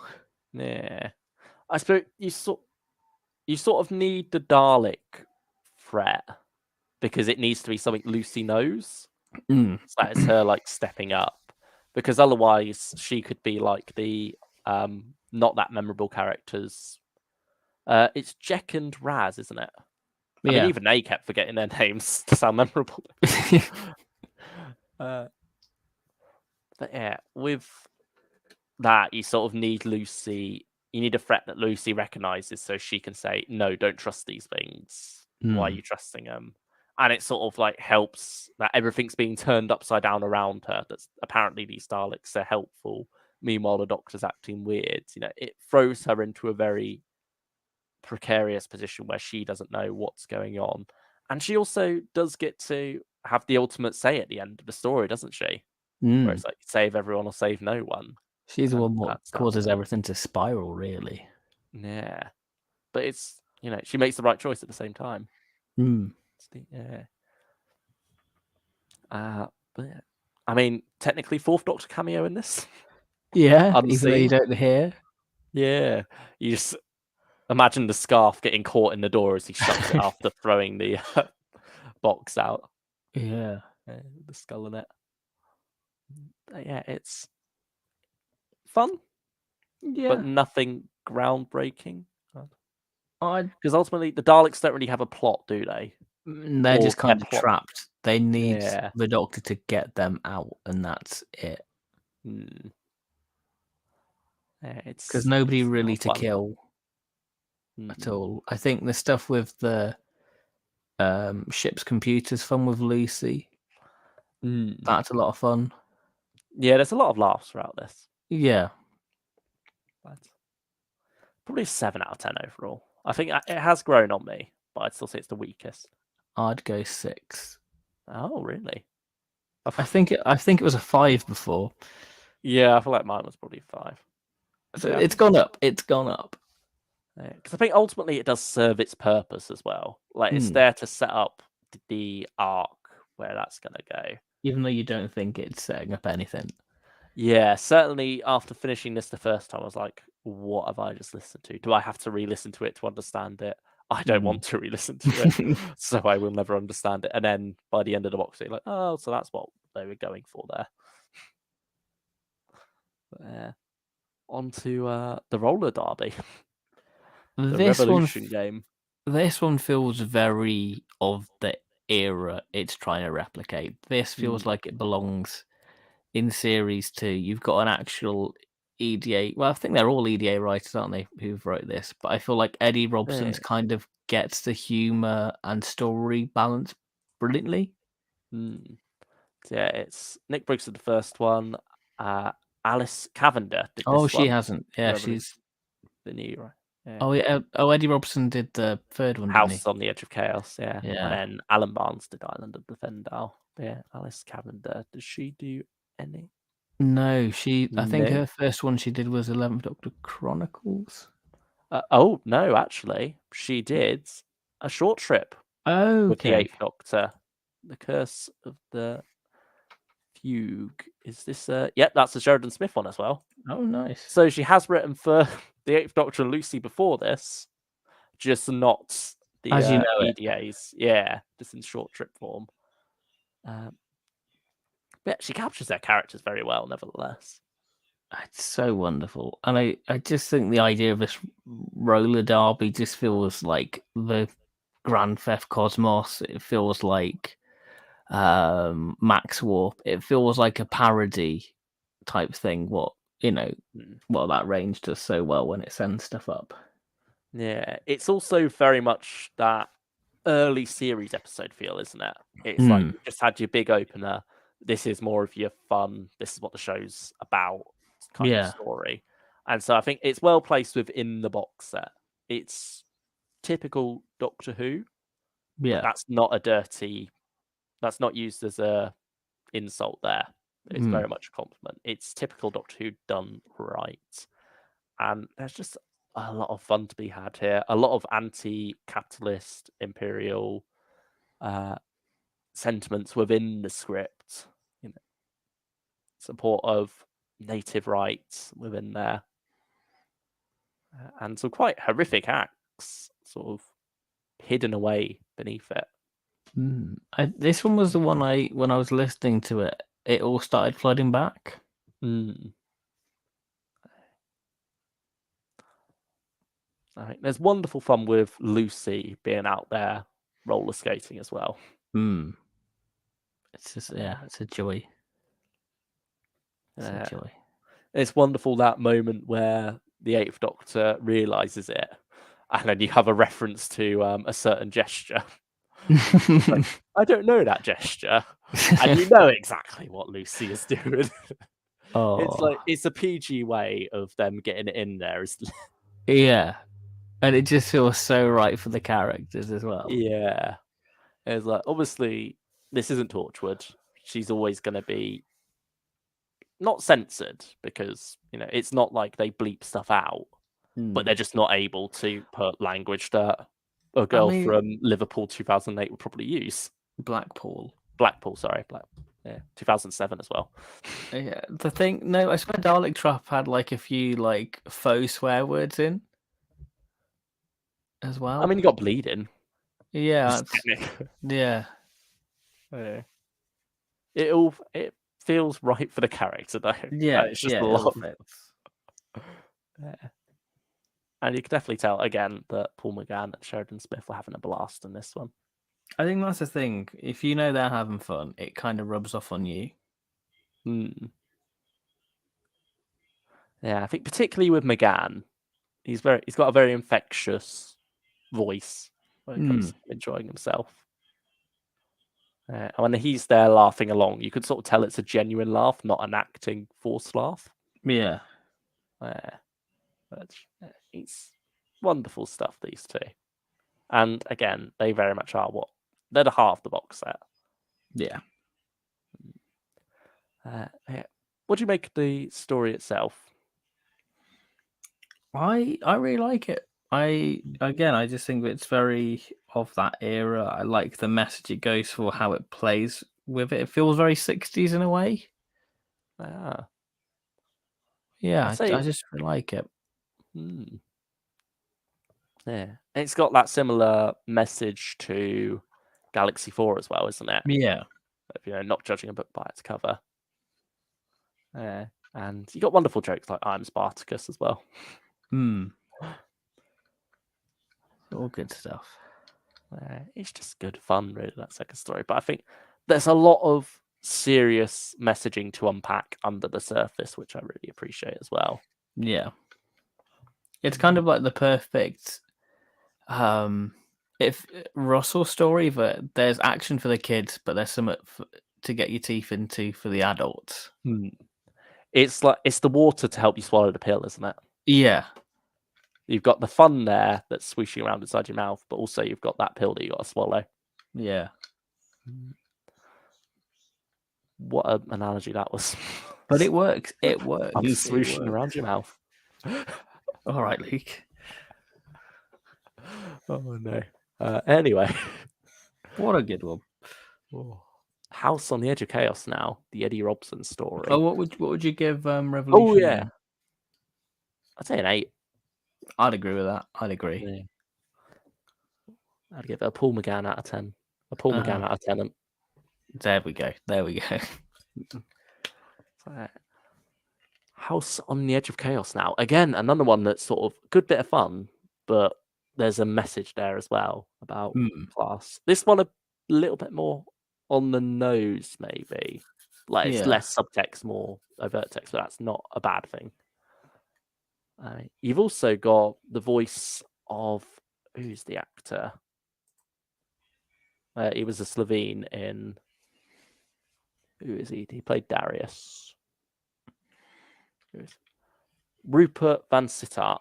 Yeah, he plays a general, isn't it?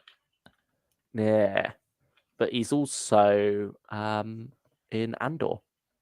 And he's in Game of Thrones. And he was in the episode of Death in Paradise that I watched. Of course, he's in Death in Paradise. Yeah. But like, it wasn't intentional at all. I didn't realize he was in this set, so I just watched that episode. I know that actor. I remember him from Andor. I remember Doctor as well. And then I stuck on this, and I think he's like right in the first scene, isn't he? As his wife comes up to visit him. I swear I recognise that voice. It's not him again, is it? It bloody hell is. But he's not only he plays two characters in this, doesn't he? He plays like the portman, like the lift man. Yeah, as well.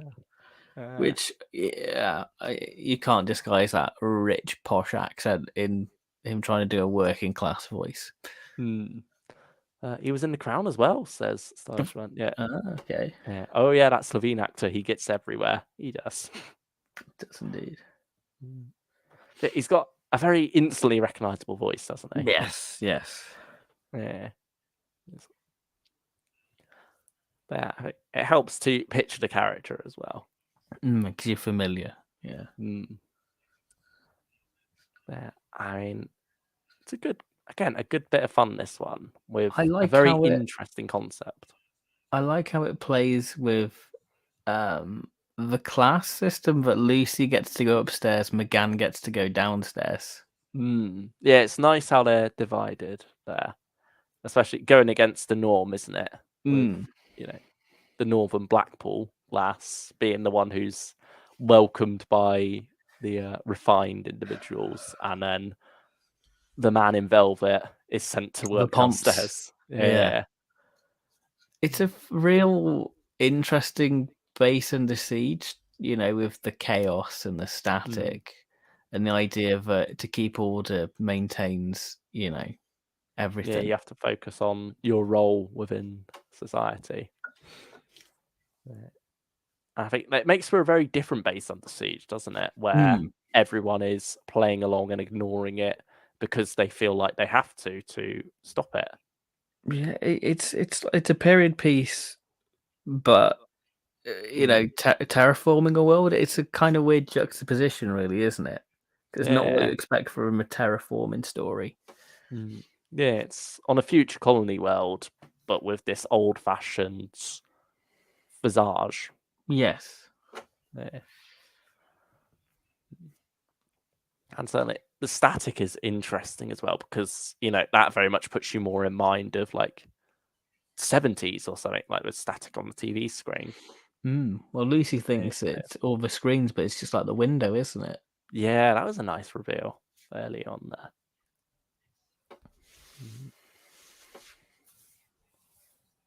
Yeah, you've got the navies as well, haven't you? The robots. Hmm.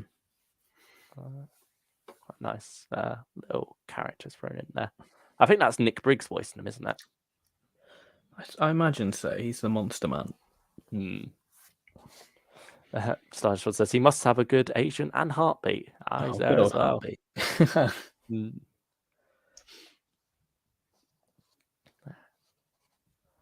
I feel like there's less to say about this one because a lot of it is, as we say, like on the surface of it. Is it the shortest one? Because it's like 47 Yeah, minutes. flies by, doesn't it? Hmm. I think again that just adds to the fun of it. Like there's Yeah. no dragging its heels with this one. It's right into the concept and then dive into it. Yeah, like the twist of the house is great. Our popular actor man, his little twist is great. Is DNA being in the walls? Quite literally. Yeah. Yeah, real fun one, this one. I think, Mm, it's just box, isn't it? Just fun. yeah. What would you give it out of 10? I'd maybe an 8, maybe an 8.5. Yeah, I think another 8. Yeah. I'm not sure whether I prefer the Revolution game or this one. Who Small Collector says it's a good one in my ratings. Dalek Trap 10. Wow. Oh, wow. You really like that one. And lastly, we come to Island of the Fendal, which is it's not just another Fendal story. It's also a direct sequel, isn't it? Yeah, how it uses the descendants of the Fetch Priory. Like it's a story that's very on the nose, but when it's revealed, you're like, of course, it's right under there. Where you're like, of course, yeah, how it links back. And there, I remember the story being very clever, and then you're like, oh, I thought there was more surprise twist, and then there's like 12 minutes left, and you think, how's this story gonna wrap up? And then it reveals another thing about the TARDIS like trajectory of like what it's been making in the Yeah. stars. It's a bit like that twist at the end of that Fourth Doctor Invisible Man story, Last of the Colophon. Yeah. How you feel like you're wrapping up halfway through, or well, 3/4 of the way through, but then suddenly something's not quite gone right. It was too easy, and now this was the real plan all along. And I like the details of the island that they built up, like how they describe the angel with the glowing gold eyes and gold face in the pentagram in front of the pub. Yeah. It feels very like Tom Baker era, doesn't it? It fits like that. I mean, it very much leans into the idea of this being the island of the Fendal, and how the Fendal is very much part of the nature Tradition. of that. Yeah. Value. Yeah, I like that stuff. It's a bit Damonsy with the Fendal. With You like got some this vicious. celebration. Yeah. It's sort of playing into that stereotype of islanders being, quite territorial and defensive, and sort of not very welcoming of outsiders and taking it up to 11. Yeah, literally in this case. Yeah. I mean, you've also got how it's set in present day, though, or well, 2007, contemporary for the character of Lucy and like the era that this is recreating. But even the story points out that it feels more like the 80s, doesn't it? Or the 70s, even, with how much technology is available to the characters. And it's interesting how this very much does have a 70s story feel, like say about how it feels like a Tom Baker story. It's a nice way of doing a sequel because it's taking a lot of what was there originally and building upon it. Yeah. Yeah, and just doing it in a bit of a different setting, really.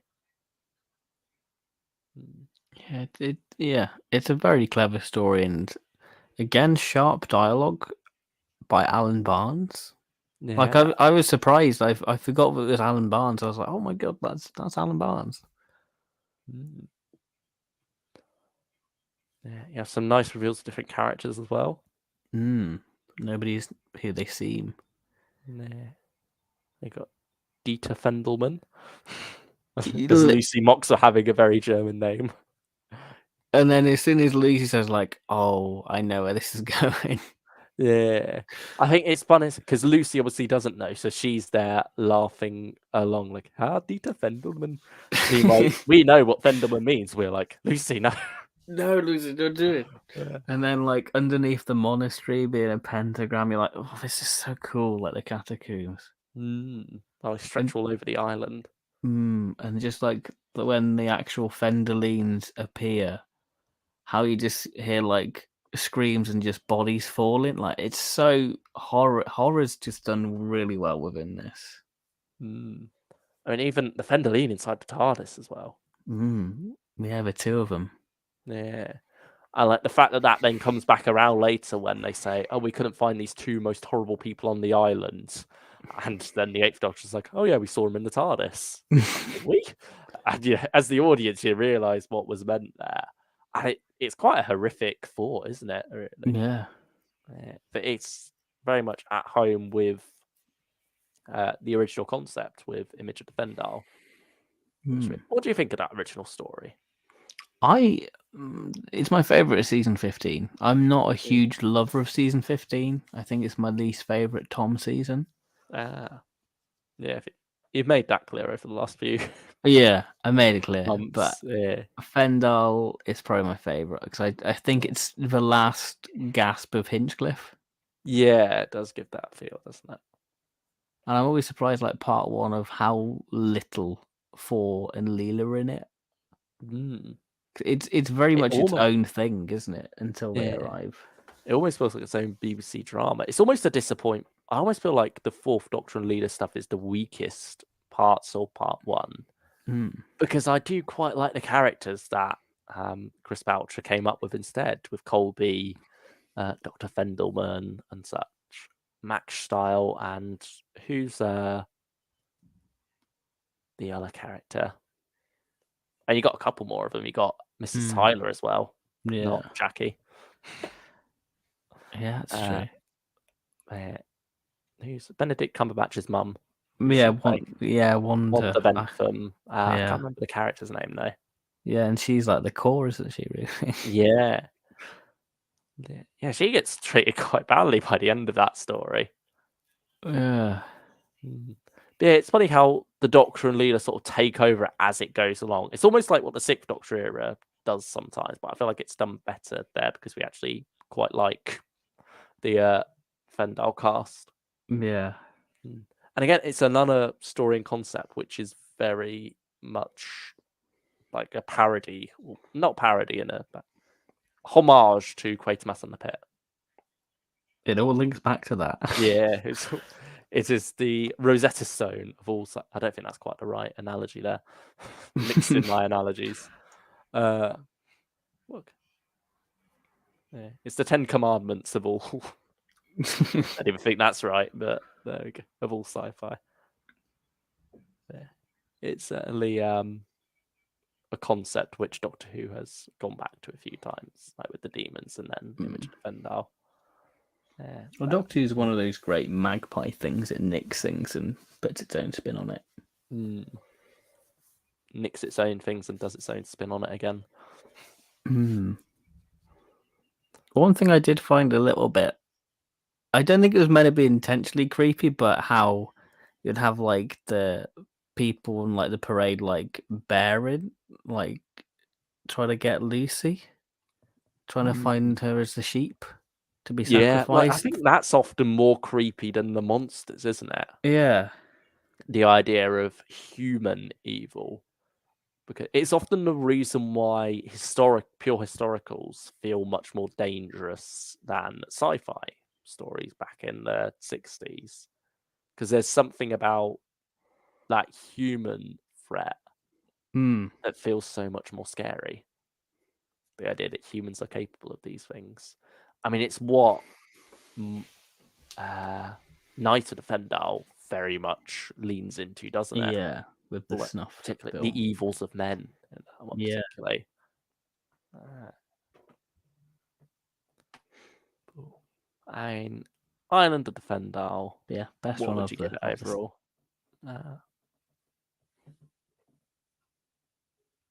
I think I'll go an under 8, and then I'm again out of Tenant.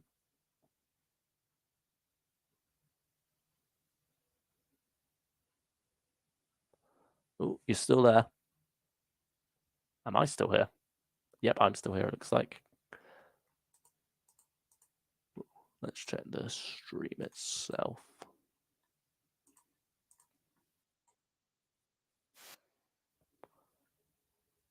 Yeah, anyway, let me know if you can hear me because I can't quite hear Ben at the moment. So I'm not sure if we've got some technical issues here.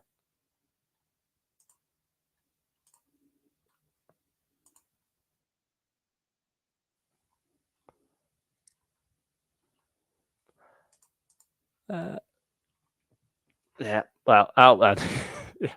Ben's now disconnected, so I'm not sure. If the stream's still going, I'm not sure if his internet would have gone down. But yeah, certainly something unfortunate has happened here. So please bear with us. Thank you, Stylish One, for letting me know you can hear me. I'm sure Ben will be back at some point reasonably soon. But yeah, anyone who has heard the further adventures of Lucy Miller, let us know what your thoughts are. I'm just going back to Hoover Small Collections ratings here. Revolution Game, 8 out of 10. House on the Edge of Chaos, 10 out of 10. And Island of Fendal, 10 out of 10. That is a very solid box set in your eyes there, Hoovian. I'm glad that you really enjoyed this one. And yeah, I think it is a very good one overall, worthy of that praise. You've taken over. Oh, it's in my plan all along. I am now the channel. My takeover is complete. Ooh. Let's have a look back through. Slash one, you've been looking at even more things Rupert Van Sittart has been in. He was also in Mr. Bean, Johnny English Reborn, and Braveheart. And Badge Education. What a career he has had. Yeah, he's one of those actors who just pops up everywhere, isn't he? Usually not the biggest roles. I don't know if he's had many main roles in his career. Yeah, certainly he is all over the place. Not heard this set, but I love the Eighth Doctor Adventures, my favourite Eighth Doctor era, and Big Finish original companion, and favourite Big Finish Doctor and companion pairing. I thought you preferred Tamsin Stylish One. Although maybe that's just one you want to hear more of because she didn't have too much while the stream while the series was going. Hoover Small Collection. Luke is now the channel. Not anymore. Ben's back. He heard me say that. You there now, Ben? But I think it's pretty much a channel at this point. Yeah, I am. Hello. Hello. You stuttered a bit there, but you've stuttered back into life now. There we go. There we are. Yeah. Well, Search One says, I love Lucy and want more, but Lucy and 8 are a phenomenal pairing. Oh, there we have it. Yeah, I suppose because Tamsin only had a few stories, really, didn't she? That run from Situation Vacant to the Ice Warrior two-parter. So only really 5 episodes with the 8th Doctor. And then does come back for the two-parter at the end. I mean, did have a story of Donna and the 10th Doctor in Donna Noble Kidnapped. And she was in, yeah. Anyway, Island of Fendal, quick. What would you give it out of 10? I'm tempted to either go 9 or 10. I just really had a good time with it. I just think that it's such a good one. Well, Hoover and the Small Collection went for a 10 on it. So you won't be alone. I won't be alone. I've got an 8. Okay. I just thought it was a real solid one, really. Yeah, I think I enjoy it. I feel like it dips a bit at the end. I think it's a clever reveal, but at the same time, it's one that mucks up the pacing a bit. Yeah. And sort of removes some of the horror from before. But yeah, really, I do quite like it.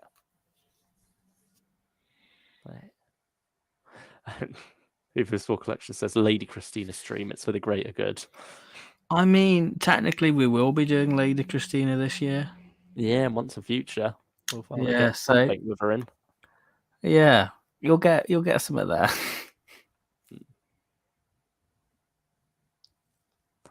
Situation vacant barely counts, and she says a spotlight with Lucie in free audios. It's by note because Tamsin and Lucie are brilliant and very underutilized pair. I suppose they didn't really capitalize on the idea of the Eighth Doctor having a pair of companions until Doom Coalition, really. Well, you had Cariz as well with Charlie. Yeah, but I think yeah, they don't really like to talk about that. That's almost an ongoing joke with Big Finish, isn't it? Like even Yeah. the Nine didn't want him as part of it. The He's not even that Kleptomaniac said bad. no. He's not even that bad. I think it's just one of those creative differences, isn't it? Of the Gary Russell era and Nick Briggs taking over and cleaning up the shop a bit. Yeah. Yeah, wanting to leave his mark. Because you did have with Molly as well and Liv together, but not much of it. Yeah. I think only really two stories: Time's Horizon and Eyes of the Master, isn't it? And that's it, really. Yeah. Because after that, Molly's off with the Master for a bit, and then she's old in Dark Eyes 4. I mean, I'd like a Molly box set. Yeah, we'd like our further adventures of Molly. Get Ruth Bradley back in. Why not? Yeah, and there's room there. After what's that one with the Byrons called in Dark Eyes 2? White Room? Yeah, White Room. I think there's room after the White Room. There should be room. If not, this is Big Finish. They can make room. They find gaps in the smallest of things. Helen and Liv, kind of iconic. Lesbian rights. They better kiss, I swear to God, says he with a small collection. And just because of other developments of Tanya, I don't know if that's going to happen.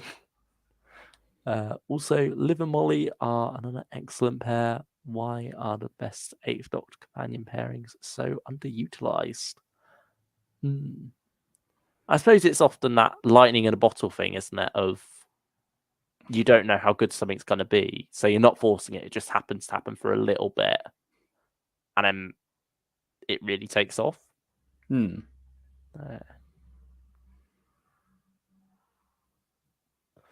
Chris's actor is also retired from acting, so is Ehrman, and so when Chris joined McGann, he wasn't enjoying Big Finish and almost. So bad memories and vibes. It seems, something definitely happened there, didn't it? Because McGann wasn't loving Big Finish at that time. Yeah, because obviously, but I think the Divergent stuff was just really a rough time. Yeah, they were like, quick, give him Sheridan Smith, cheer him up. Put those robes down. Don't give them. I don't do Divergent. Literally. And Nick Briggs really wanted to stop the Charlie and Chris stuff wrapped up ASAP.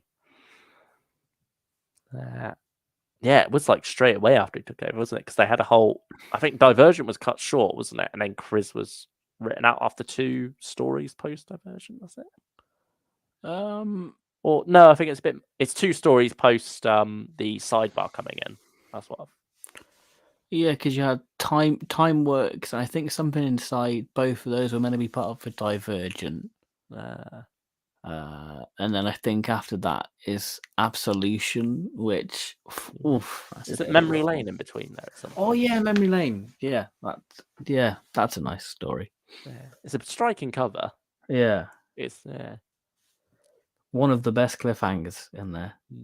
It's like a modern art cover, isn't it? It's like covers that make you go Exquisite, simply exquisite. Modern art. Out of the way, out of the way. Did somebody say Vestal Virgin? Apologise to the household gods. Sorry, household gods. Here, Paul McGann and Sheridan Smith are our household gods. Literally. We're I just mean, going they to did do the a Spartacus thing. impromptu Great. recreation of Fires of Pompeii now. That's Oh, what this why stream's going not? to become. Why not? It's a good story.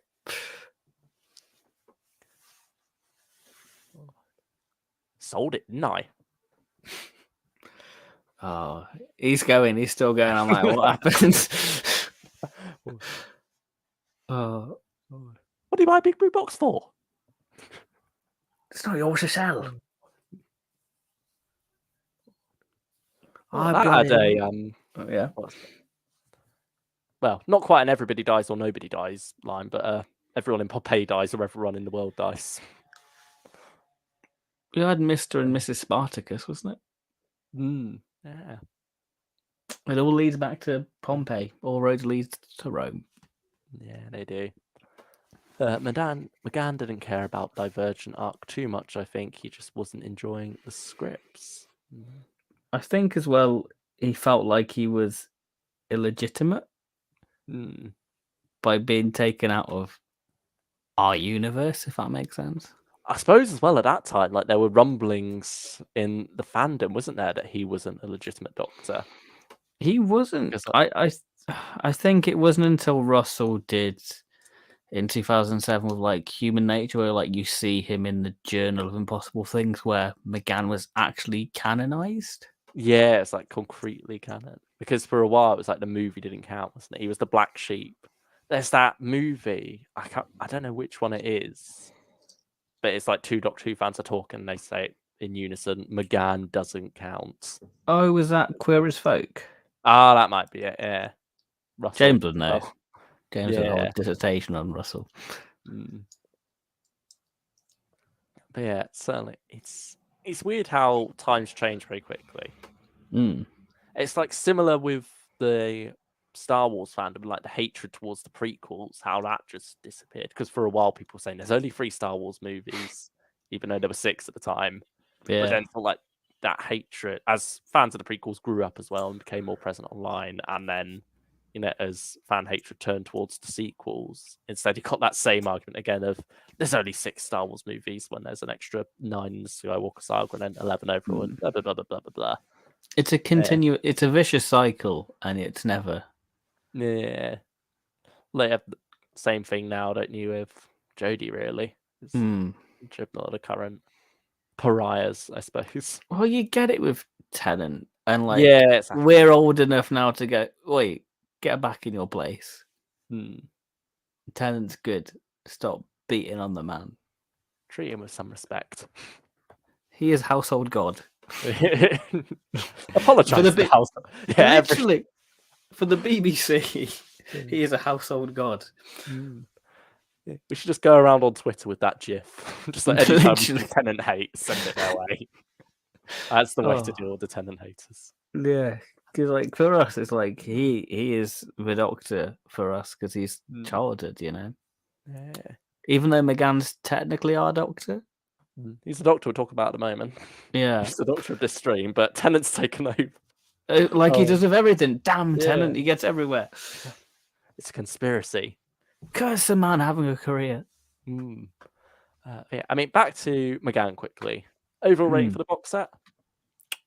Solid 8, I'd say. Yeah, I'd go for an 8. I think it helps that there's an overall arc, which works out very nicely. It's not an intrusive arc on the middle 2 stories.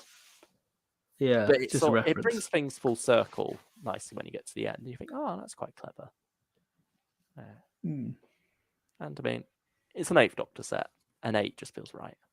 Oh yeah, and it's just real good Big Finish, I think.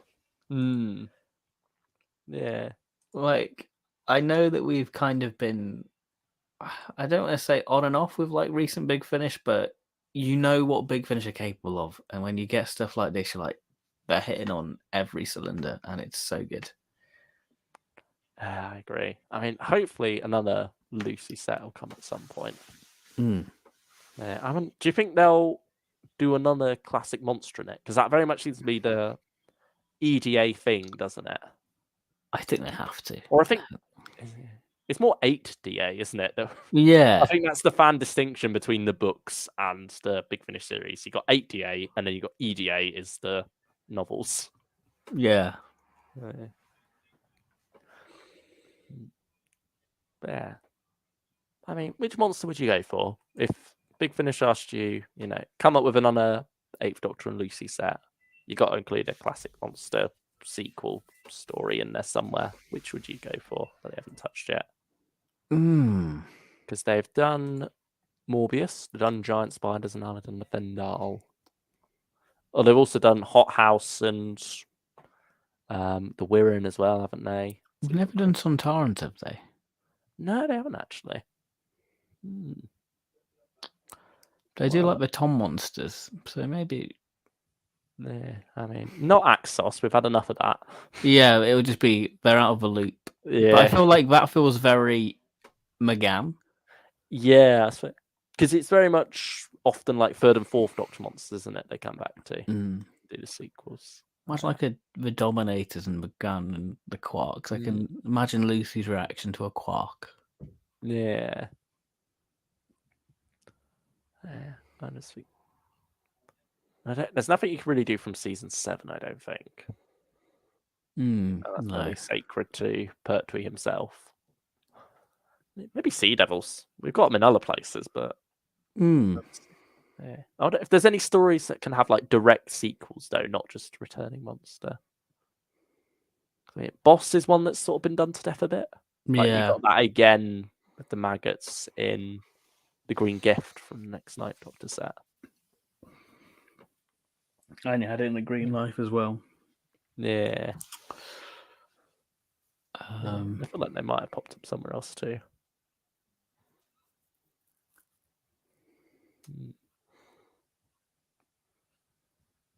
Or maybe have like the Golden Age return or something like that. I don't know. Yeah, I suppose you could do. You But I could do suppose like a that's series arc. Not as obviously recognisable. Oh, Hoover Small Collection says, I'd go for Formazi. Did somebody say Formazi? 9 months? Begans had 9 months before. That'd be nice. Oh, yeah. Of Charlie.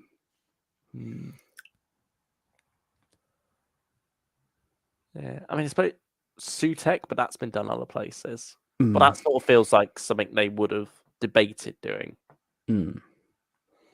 I think Big Finish have used Sutek right, but they've used him somewhat sparingly because they could have used him way more than what they have. Yeah, I mean, it's only been 2 box sets, really, hasn't it? Yeah, you got the 7th Doctor, New Adventures of Benny, which was 2015, I think, wasn't it? Yeah. And then 4th Doctor 2018. Yeah. So it's been a while, to be fair. Maybe we could get another Sutek story. Maybe the Mara. Ah, that'd be interesting.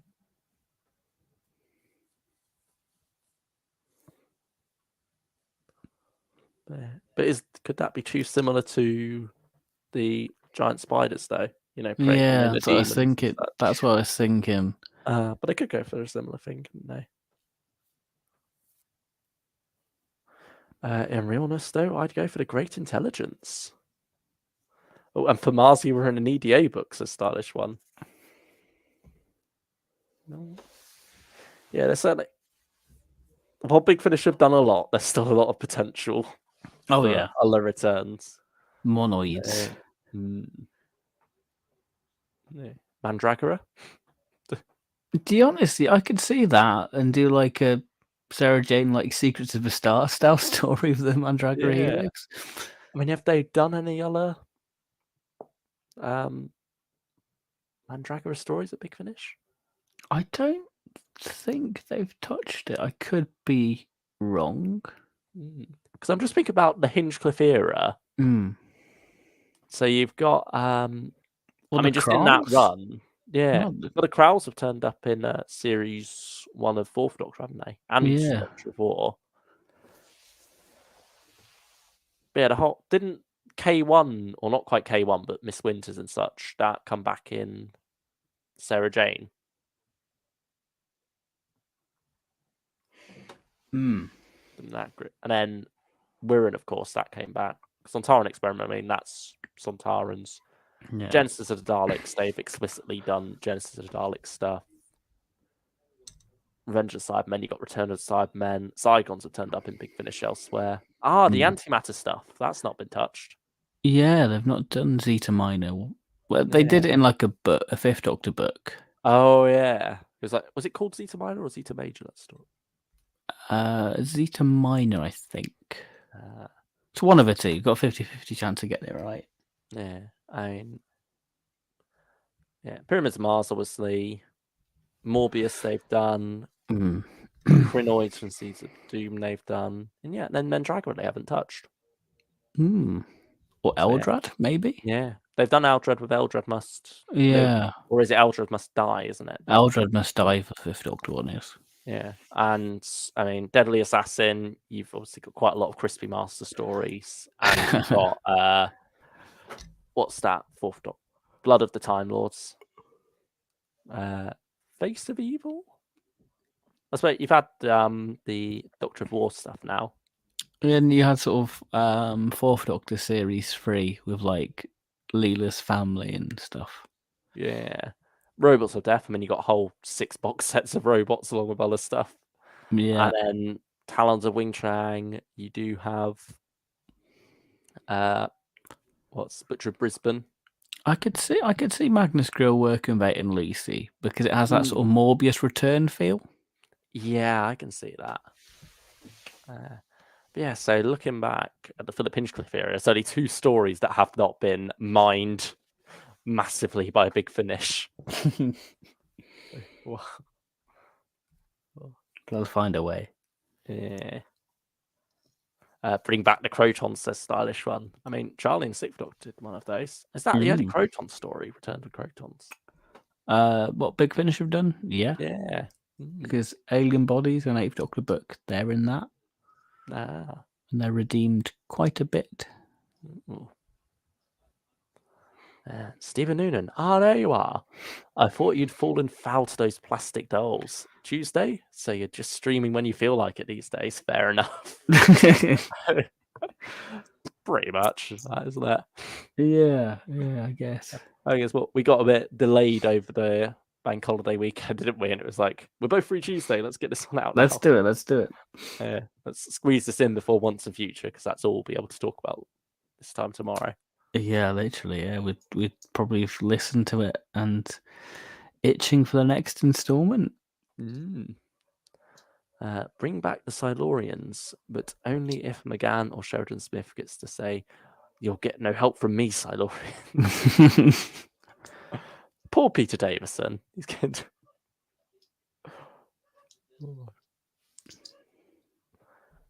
Stylish One says hello to Stephen Noonan. Yeah, Stephen, they had the bank holiday weekend to get rid of the Auton doubles. Yeah, we did our regular little comment from Stephen Noonan segment earlier on. I think that was right at the start, really, wasn't it? Yeah, turned into many tangents as we're good at. We're very good at. But yeah, basically our explanation is that the Autons replaced us because, you know, if they weren't a top tier threat on the tier list, people would be very unassuming about them, which allows our spearhead to go that much better. Shh, you're ruining it. I know. You're ruining our plan. Puts me in mind of October 1980 when they changed the transmission time of Meglos from 6:15 to 5:40, and I missed episode 3. Oh no! And they changed the theme randomly, didn't it? Was it episode 4? They changed the key to the Peter Howl theme, didn't they? They put it in a minor key. Oh yeah, I think so. That sounds a bit odd, doesn't it? But then it goes. I kind of like it though. I like it. It's a bit like the 5 Doctors credits, where it's got that different sort of theme. Oh, I do love the 5 Doctors credits. I think it's that feeling of someone's come into your house and moved your furniture 2 inches to the left. It's like everything's as it should be, but just slightly off, and it unnerves you a bit. Hmm. Hello, stylish one, and don't diss the cactus. God bless the cactus. God bless the That's cactuses. cacti. That's racist. Oh. Oh. Yeah, we're just recreating David Tennant stories at this point. That's what our life's come down to. No, dear me.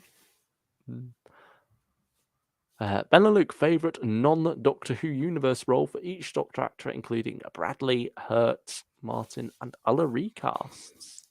David Bradley's got to be Hot Fuzz when he's just going. Yeah, David Bradley's an actor who appears in quite a few places. Yeah, he's in like. Yeah, Lewis Capaldi, he's picking up the Doctors. He's got Peter Capaldi, and then he's had David Bradley in one of his latest songs. Yeah. Yeah, I can't really say where I've seen most other Doctors.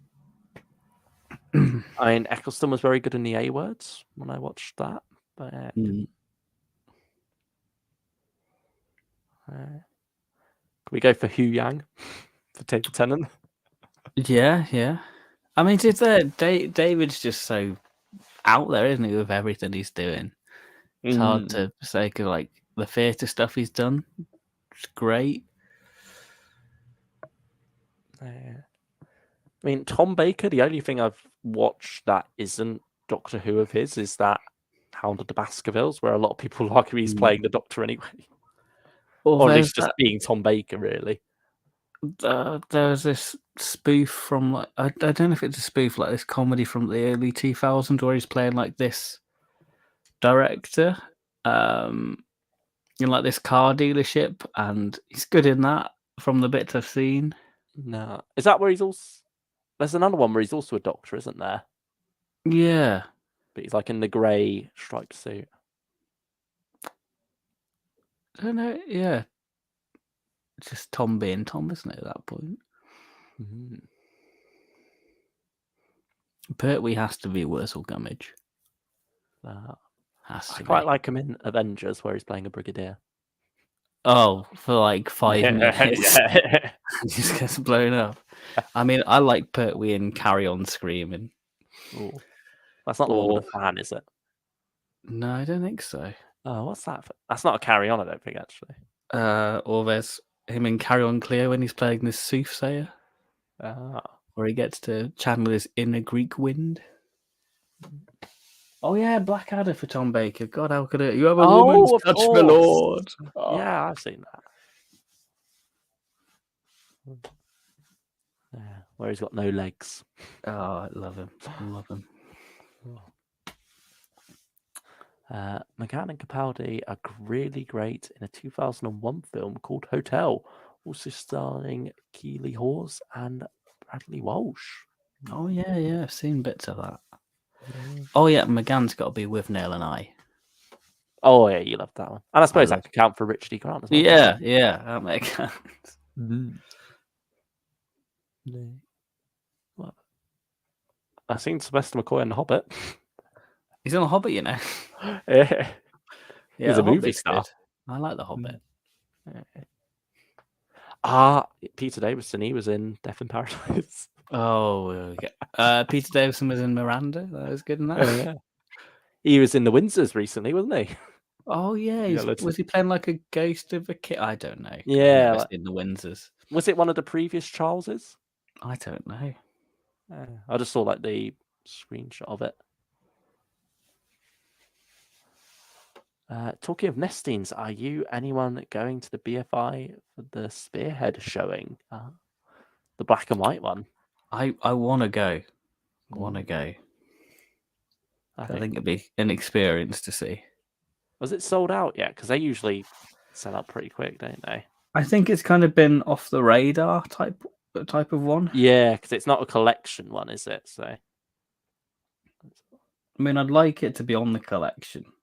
Oh, what, the black and white version they're showing? Yeah, I mean, they like squeezing a lot of different versions on there, don't they? I mean, there's already quite a few versions of Spearhead.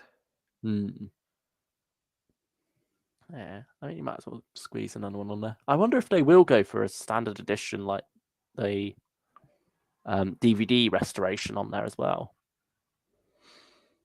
Yeah. Will we get original black and white ambassadors or something? Oh, it's not on. It goes on sale on Friday, so I might look Oh, into that's that. why. Well, I know what I'm doing Friday.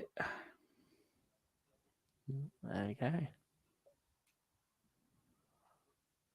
Sadly, not Stephen. I really want to go to a BFI event now, says Hoover Invisible Collection. No. How much are the tickets for it? I'll have a look now, actually. Yeah. So for you, it's probably more to get into London, isn't it? Because you got a bit further. I mean, I've Travel. got a rail card. It's fine. Yeah.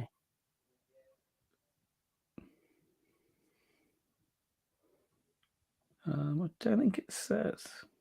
Oh. But it's going to be so weird watching it in black and white because you're so used to seeing it in color. But again, a vast majority of people when it broadcasts probably saw it black and white anyway. Yeah.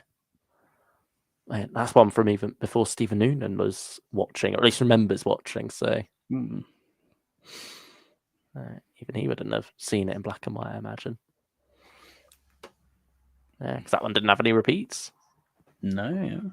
It's perfect to be edited into a movie length version, isn't it, with the film footage? I think the VHS wasn't it?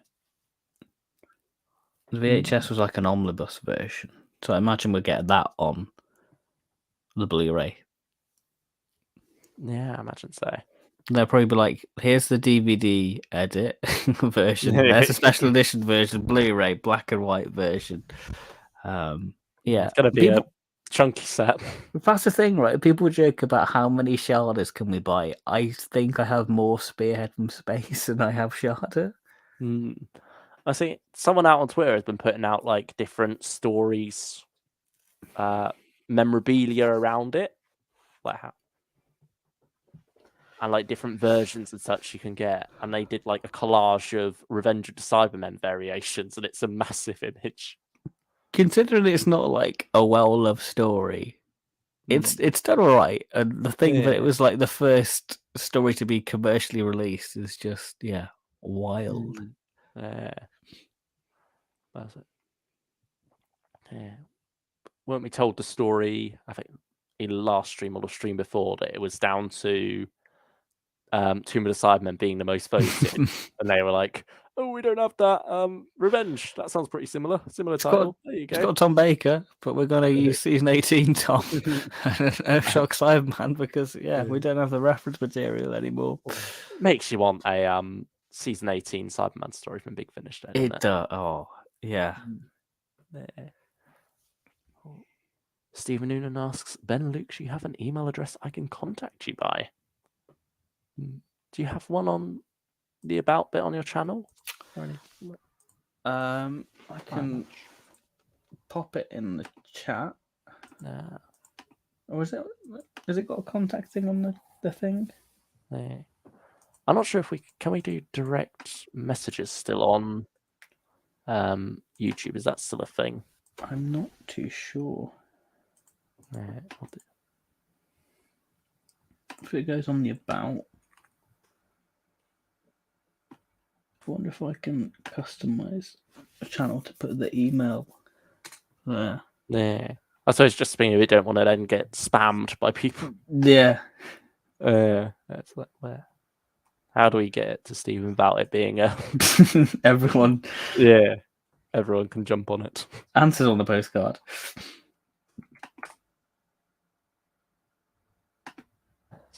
Because I used to do like direct messages. Yeah, you ages could ago. Yeah, but I don't think that's still a thing.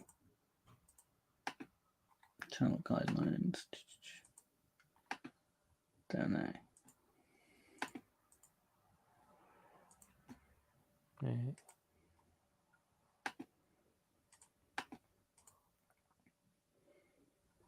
So I know there's like a thing for like business inquiries, isn't it?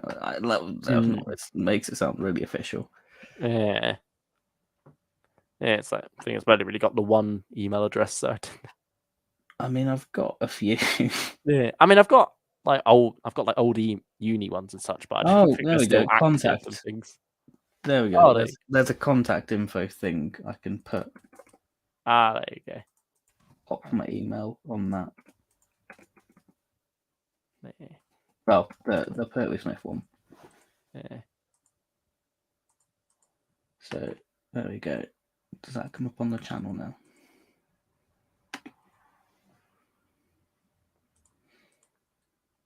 About I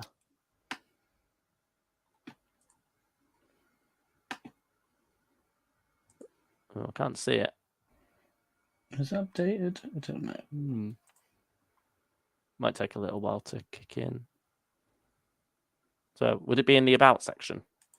Don't know. Watch some old people struggle to use technology. Right, I'll refresh that. I mean, I did click save, didn't I?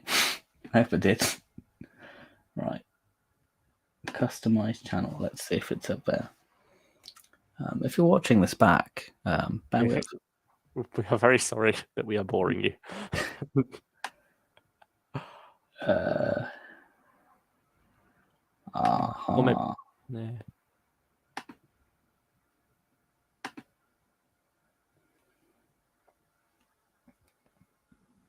Maybe I'll sneak mine somewhere in a comment on one of Stephen's videos and then delete it after I've got an acknowledgement of it. I mean, the email for this isn't very original. I mean, I could literally just say it and it'd be fine. Yeah.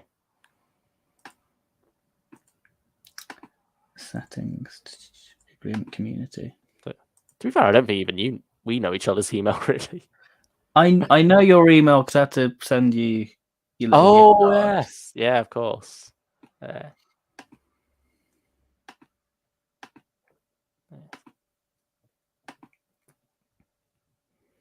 Ben and Luke and Stephen being iconic pen pals. Oh, sweet, sweet. Where's the Spearhead from Space narrated soundtrack from? Our stylish one. I'm not too sure. Narrated soundtrack. I imagine there's one out there somewhere. I know the 90s was quite big on like cassette releases because you had like Pertwee reading like the abridged version of Planet of the Daleks, Davison reading Warriors of the Deep, and you got Curse of Peladon as well that they even included on the Blu-ray recently. Stephen Noonan first saw Spearhead from Space when the No Cliffhangers VHS came out in 1987.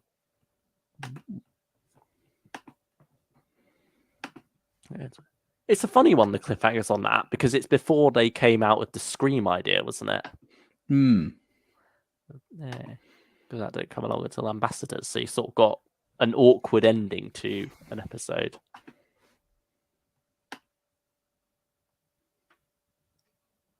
Yeah.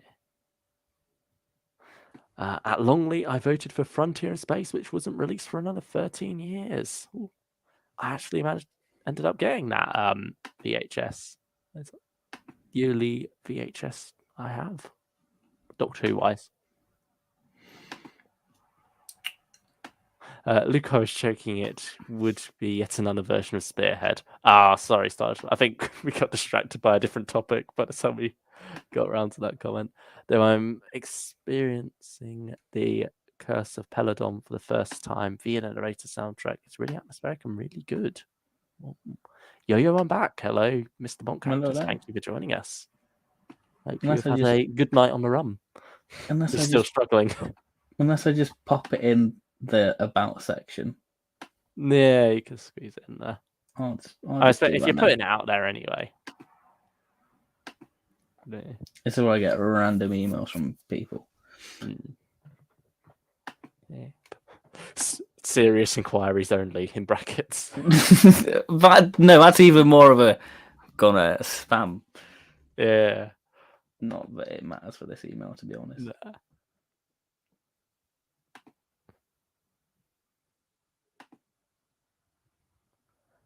Any 2019 Big Finish recommendations, guys, just so I know what to look forward to.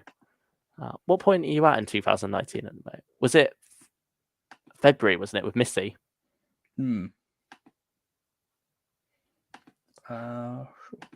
Say the Mark stuff's worth it. I don't want a bloody inactive email address, Luke. It's Ben that's giving you his spam one. Oh, unless you talk about me going on about my uni ones. All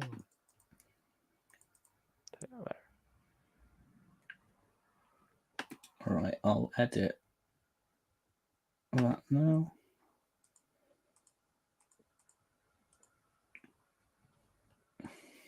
Right, here we go.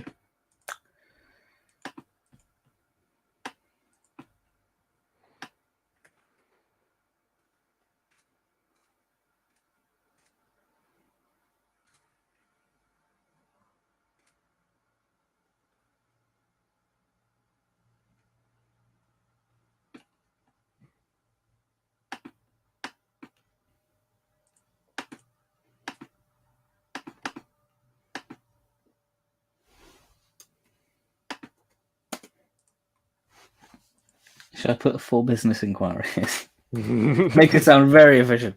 Yes. For serious business inquiries to the person of Pertwee Smith 11 only. Oh dear me. Contact info. Yes. Missy is where I'm at. I skipped ahead for Lucie. Good on you. It's worth the skipping. But yes, 2019. I mean, Ravenous 4 is a very good one. Again, more McGann to look forward to there. Let's see. Let's go back to 2019. I'm just going to go through the what's new section because I can't remember a lot of the monthly ranges that were there. There we go. You've got the comic adaptations coming up very soon. That's some good stuff.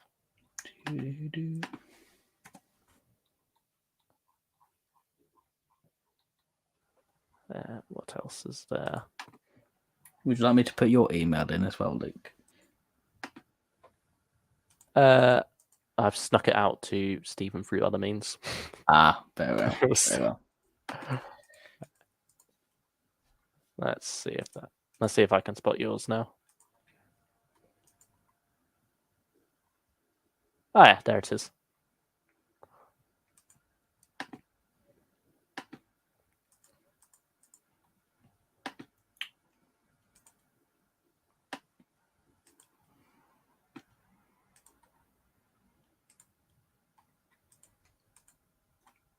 Hey, that sounds so official for business. It's really not. This is how we get the free Big Finish. We put on the appearance of being it's a formality. It's a formality. It's all about image. Yeah, some sort of form of image, I guess. What else was 2019? What was Anti-Genesis? That was a good one. Third Doctor Adventures Volume 5. Oh yes, you get to hear John Colshaw's version of the Brigadier, and it is marvelous. He's one of those recasts that hits it off right from the word go. Yeah, and it just, after the previous few Third Doctor Adventures box sets, it really does feel like the year is coming to life now with this set. Yeah, having the brig in it, it just feels like the missing piece of the jigsaw's been put together. Yeah, everything slots into place with this one, and you got Benton there as well. Nice little fun bit of Benton.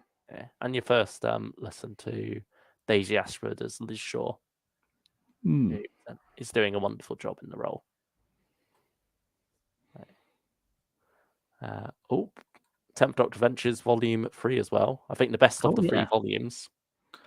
Yeah, of like the individual volumes for sure. Yeah, that's whet your appetite for the 60th as well.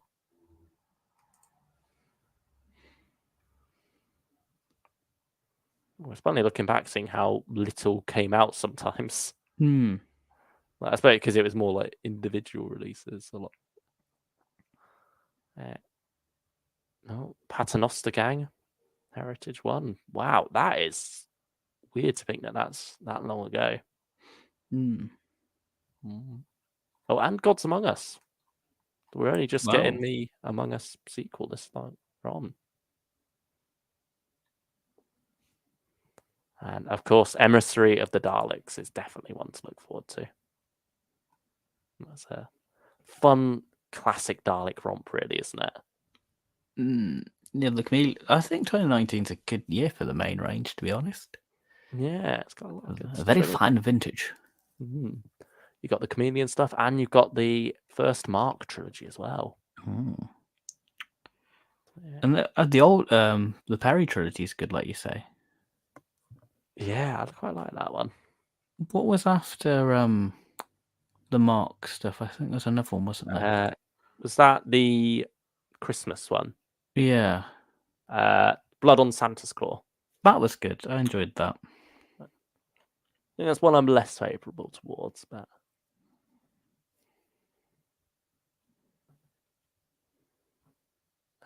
is that the Inferno sequel volume? Yes, volume 5 is the one that features Primal, the sequel to Inferno.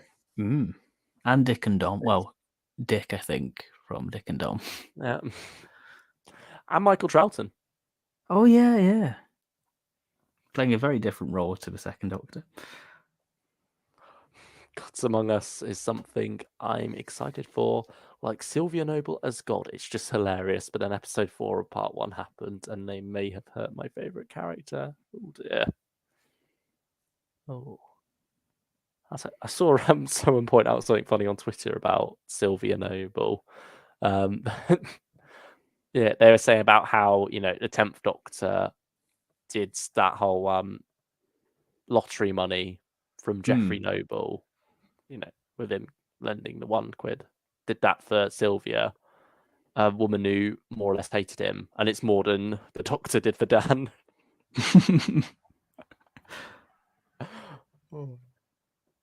Poor Dan. Sorry to hijack the stream, lads. I didn't expect requesting an email address to be as trickiest. As Tristan diffusing the bloody cyber bomb in Earthshock. Oh, dear me. Sorry about that. It shouldn't have been as tricky as it was. We probably made it far more of a non-issue than it needed to be. We're just technophobes, just going, what's this button do? Have you tried to turn it off and on again to do it? So can I email you, Ben, when there's a Lady Christina sale? I mean, the email probably reaching before the Big Finish email does. Probably. Yeah, they sort of wait a little bit, don't they, for everything, for a couple of pieces of news to pile up, and then they send them all at once. Yeah.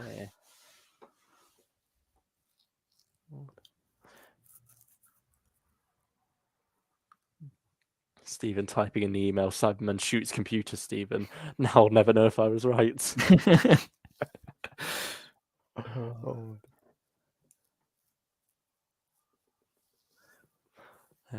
there was some logic puzzle to attach to add to the email. That was it. It's that's the little thing of, are you a robot? And you've got to get like, stop, don't move. Sweats nervously. We're auton duplicates, so we're sort of in the middle a bit there. It's like we're not robots, but we're not exactly human either. That way leads to death. It's already on sale. Go and buy it, everyone. Eventually. We'll see how we feel about her in Once and Future. See, I like Planet of the Dead. Yeah. I quite like Planet of the Dead. And Michelle Ryan turned up in. Oh, Death in Paradise? Oh, of course. Oh,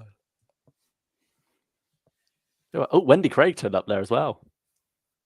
Literally, it's like, I know you from Doctor Who. Yeah. Was she ever on TV? Because I more recognise her as like a Big Finish semi-regular. Yeah. She's done quite a few, hasn't she? Yeah, she's become quite a regular now. Third Doctor Volume 7. First Doctor Volume 5.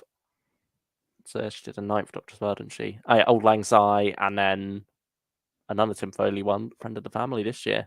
Mm. Yeah, she pops up quite a few places. But yeah, I don't think she ever did Doctor Who on TV. No, don't think she has. Maybe Russell will get her. Russell probably has. The man's unstoppable.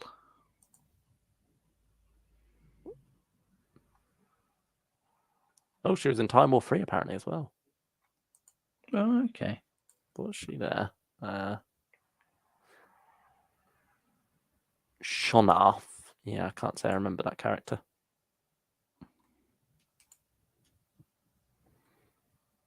I don't want to save Adric though. This collection.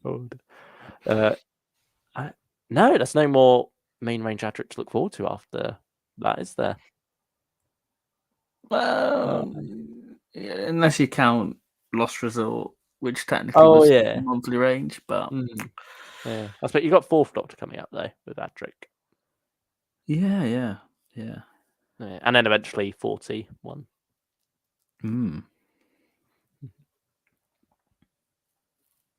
If the audience could, it's like the black hole. Lady Christina could be next. Yeah.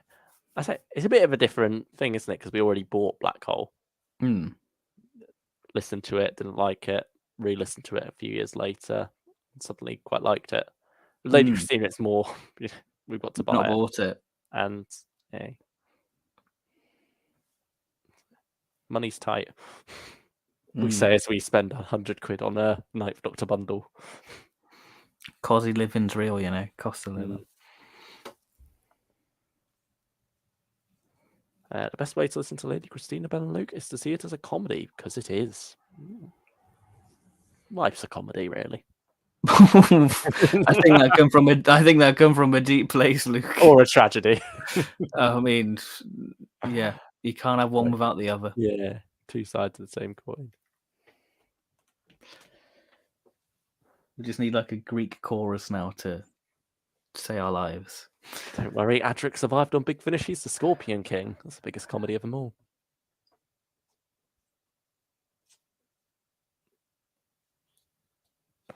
Oh, Ben and Luke, why isn't Autumn Infinity your least favourite Fifth Doctor audio, as it features Five and Perry, and you both really don't like those two having stories together? Lol.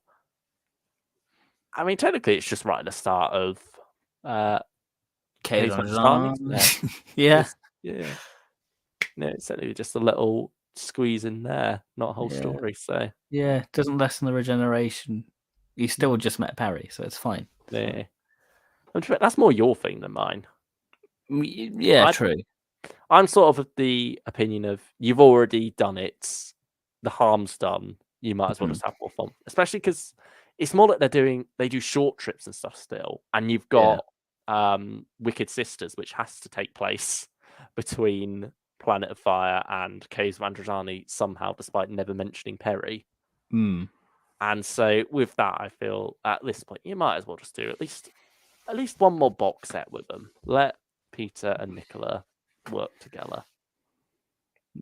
Like, if you're gonna do it, do the whole hog. Don't just do a short trip.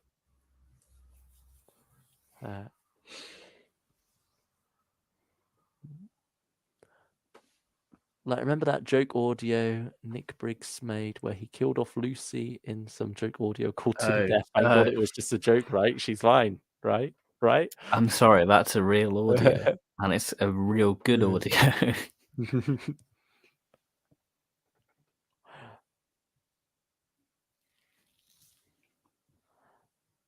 Stephen Noonan, I love how the man on the ship only betrays humanity because Beryl Reid's character was a terrible boss.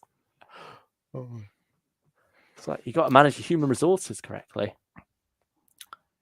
I mean, we could have had Fora Hurd instead of Beryl Reid. That would have probably had the same impact of Beryl Reid.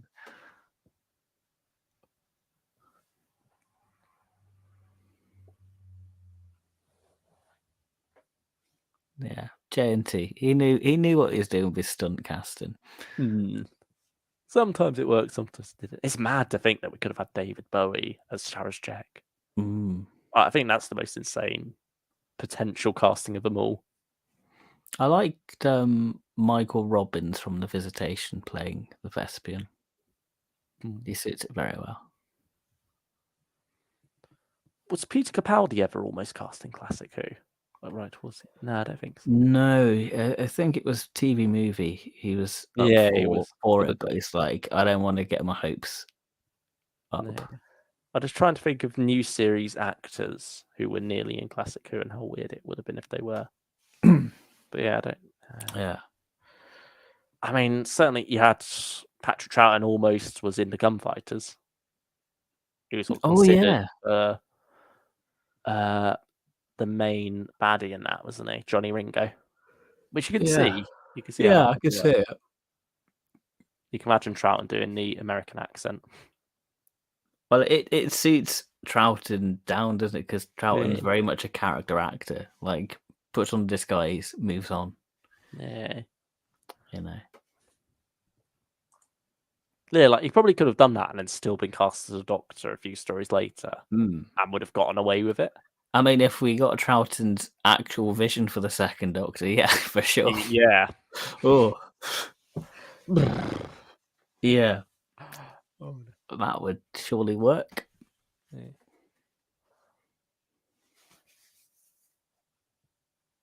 Now, Richard Briers, as a chief caretaker, though, is on another level. He's clearly almost cracking up at times. So is McCoy. Apparently, they were both crying with laughter on sets. That's stylish one. I love that. I think he is great casting for the chief caretaker. It's just a shame when Ragnon takes over. Yeah, that's only a bit of a rougher side to the story.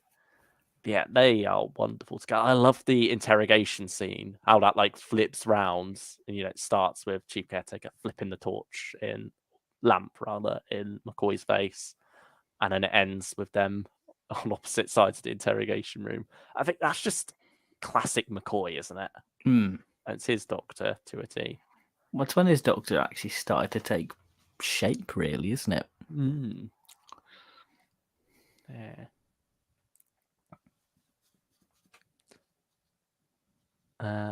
Ben, thoughts on each series of Eighth Doctor adventures? Ooh, series one. Oh, I was going to say, how would you rank them? Like, which is top, which is bottom? Which one's which way around in the middle? I'd probably go series 4 at number 1. Then I'd probably go. Do you count An Earthly Child as part of series 4? Yeah, because it's part of that run. It's just done as its own set. Yeah, I've got it next to it on the shelf. It just feels weird not having it there. Then I'll probably go 2, 3, 1. No. Just off memory. Some odd ones, doesn't it? Like, is it Something Beloved? Yeah, Mortal Beloved. Yeah, that got tore into quite a bit. Yeah. I mean, I like Blood of the Daleks. I like Horror of Glamrock. Phobos, you can kind of take or leave it. It gets to a great start with those, like the first 3 or 2, depending on how you see it. Yeah. And then No More Lies, I can't remember. And then Human Resources, it's okay. It's all right. Be interesting to have another Lucie, 8th Doctor and Cyberman story. Or just another 8th Doctor and Cyberman story at this point. That's the main thing. Oh, hey people. Hello, Mel. Hello, dear. I think it's the Mel I'm thinking about. Hopefully so. Otherwise, the Mel you're thinking about is going to be very happy with you. Well, soon find out. I'll soon find out. Well done for submitting your pedagogy thing, your Tamagotchi, whatever. Well done. Hoovian with Small Collection. I got a dip now, guys. It's been fun, though. Thank you for joining us, Hoovian. Thank you, Jordan. Thank you for joining. Ben, where's your face, love? It's all right, Mel. It's all right, Mel. My face is there. It's just a bit frozen at the moment. just a bit frozen. It's the effect of reading DWM. Yeah, I mean, my webcam doesn't work anymore, so it's okay. Oh. Yeah. Oh my god! Thanks. I got a shout out. Slay. It's definitely. Oh, That's yeah. It's definitely my Mel. Definitely my Mel. There are a lot of famous actors in the 8DAs. Bernard Cribbins, Una Stubbs, Margaret Hopwood, Ian McNeice, Samantha Bond, Colin Slamon. It is Salmon, isn't it? Yeah. Yeah. Is it? Yeah, etc. Yeah. I think he was in Death in Paradise. Oh, of course he's in Death in Paradise. Oh. Yeah, Bernard Cribbins was a band manager, wasn't he? Yeah, he was. That was about the same time he would have been playing Wilf as well. I think. Just before, maybe. Yeah. I think it would have been maybe just before he'd done the Christmas special. Well, I don't think he was even called No, Wilfred. Wilf at that point. I think was he called? No, he wasn't. Was he? It was. I think it's just called Newspaper Man. No, I think they gave him a name, didn't they? But then they changed it by the time the credits came along. Oh, I don't know. I can't remember what. It was some like funny little name. I'm gonna look it up now. It's gonna bother me. There we go. But yeah, all Gucci. Okay, come on. Let's search age for Bernard. I think it was just newspaper store man. Maybe. Or news agent. I don't know. I just have a feeling it's that.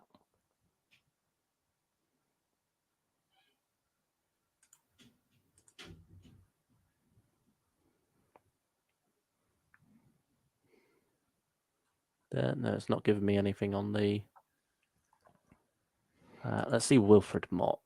Oh, he's got his own Wikipedia page. Let's see if there's anything on there. It probably will on TARDIS Wiki. Yeah.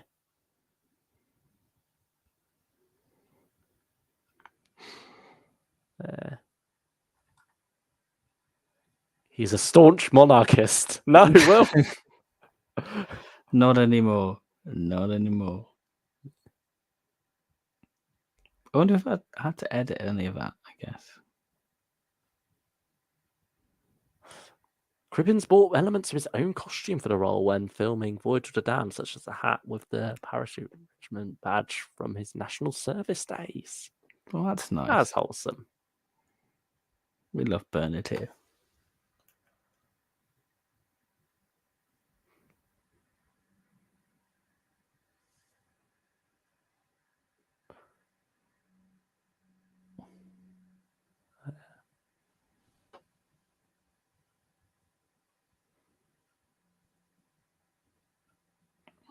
Here we go.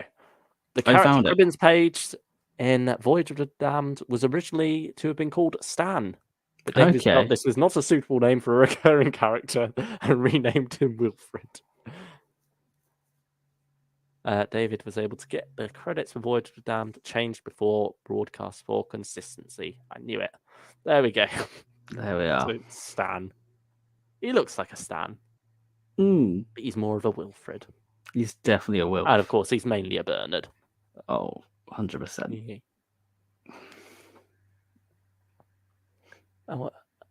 How many Malcolms is a Bernard? Oh, here we go. Back to Planet of Dead. God. Who's that, your dad? No, that's Quatermass. There you go, more Quatermass. Oh, more reason for you to stick it on. I will get around to it. So after all that, the email address is the one after for business inquiries. Yes, after all that, that's what we've come to. It was the only way I could figure out how to do it. I don't know. Oh. Lord. You get the personal one through the business account. Which one? I've got like multiple personal ones. You get them all. Get them all. Like Pokemon, got to catch them all. Oh. I came on to see you, big sad, says Mel. I'll speak to you later. It's Doctor Who time, boy. Tuesdays are for the boys. And she was doing a uni essay. It's fine. It's fine. Daniel Anthony, yeah, he was in the Wirren one. Yeah, we're in Dawn. Wirren Dawn, yeah, playing a soldier in that, wasn't he? Yeah. I mean that was while he was on Sarah Jane Adventures, wasn't it? Yeah, it was.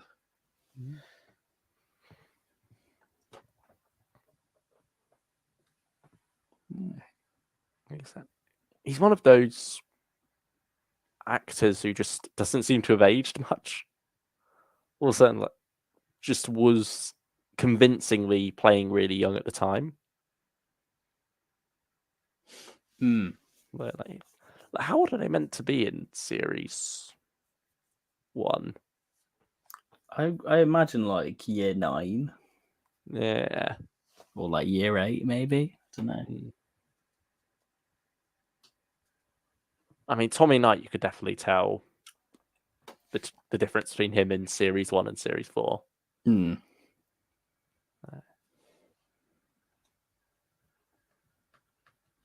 But I think it also helps with the character development, really, of him becoming more confident. And I guess because he's like a test tube baby. Yeah. It's gonna like he's artificially grown, so of course he's gonna age differently. He's the one who ages normally. Oh yeah, shoot, yeah. I don't know. It's late. Yeah, because he's the one actually playing his age. I don't know. Was Anjali Mahindra playing her age? I don't know. I think maybe playing a bit younger, but I think she might have still been a child actor at first. I mean, it's better than Tosin Cole and Mandip Gill being 19. Oh, yeah, I suppose. Not that ever gets brought up. Yeah.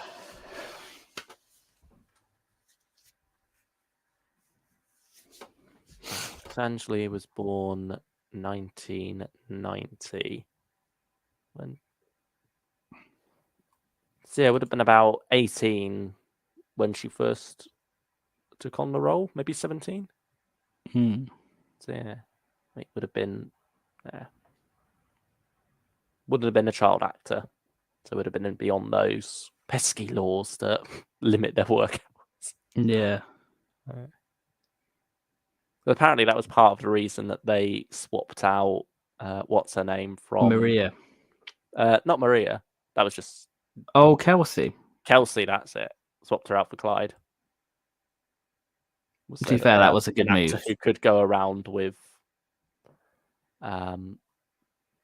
what's her name? Elizabeth Sladen. My brain is like Swiss cheese. I'm sitting here going, what's her name? About Elizabeth bloody Sladen.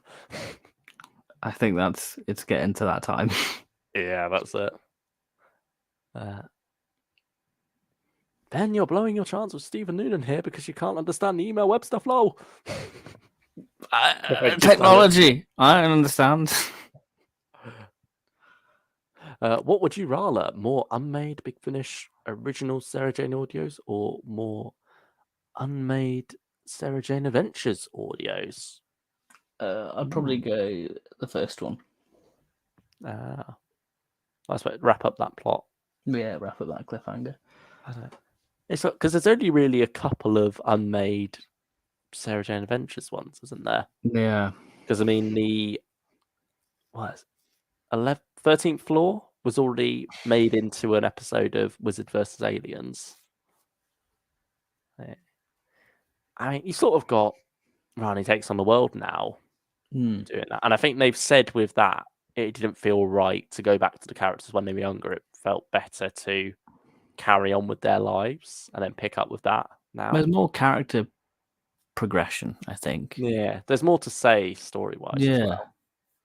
Because you know what you're getting with them at that age. You've experienced it on telly. You know, you want something a bit new. Yeah. And I think it's the way to carry on Sarah Jane's legacy without having... I mean, it's honouring it, but pushing it forward. Yeah, obviously they've recast Sarah with Sadie, but I think it feels a bit different having the young Sarah than the older Sarah. I think that's what Sadie said, but I don't think she feels comfortable playing the older Sarah. Yeah, Because that's her mom, isn't it? Yeah, that's how she sees her mum. Whereas with younger Sarah, she doesn't quite see her mum in the same way, at least. Yeah. That's not like how she remembers and recognizes her, I believe is what she said. Yeah. So yeah, on the whole, yeah, I do feel like they've gone the right direction with Rani Takes on the World. Yeah. I mean, maybe we'll do a stream on that. Who knows? We should do. Yeah, we've got a slot to fill. We're just waiting to see which box that takes our fancy at this point.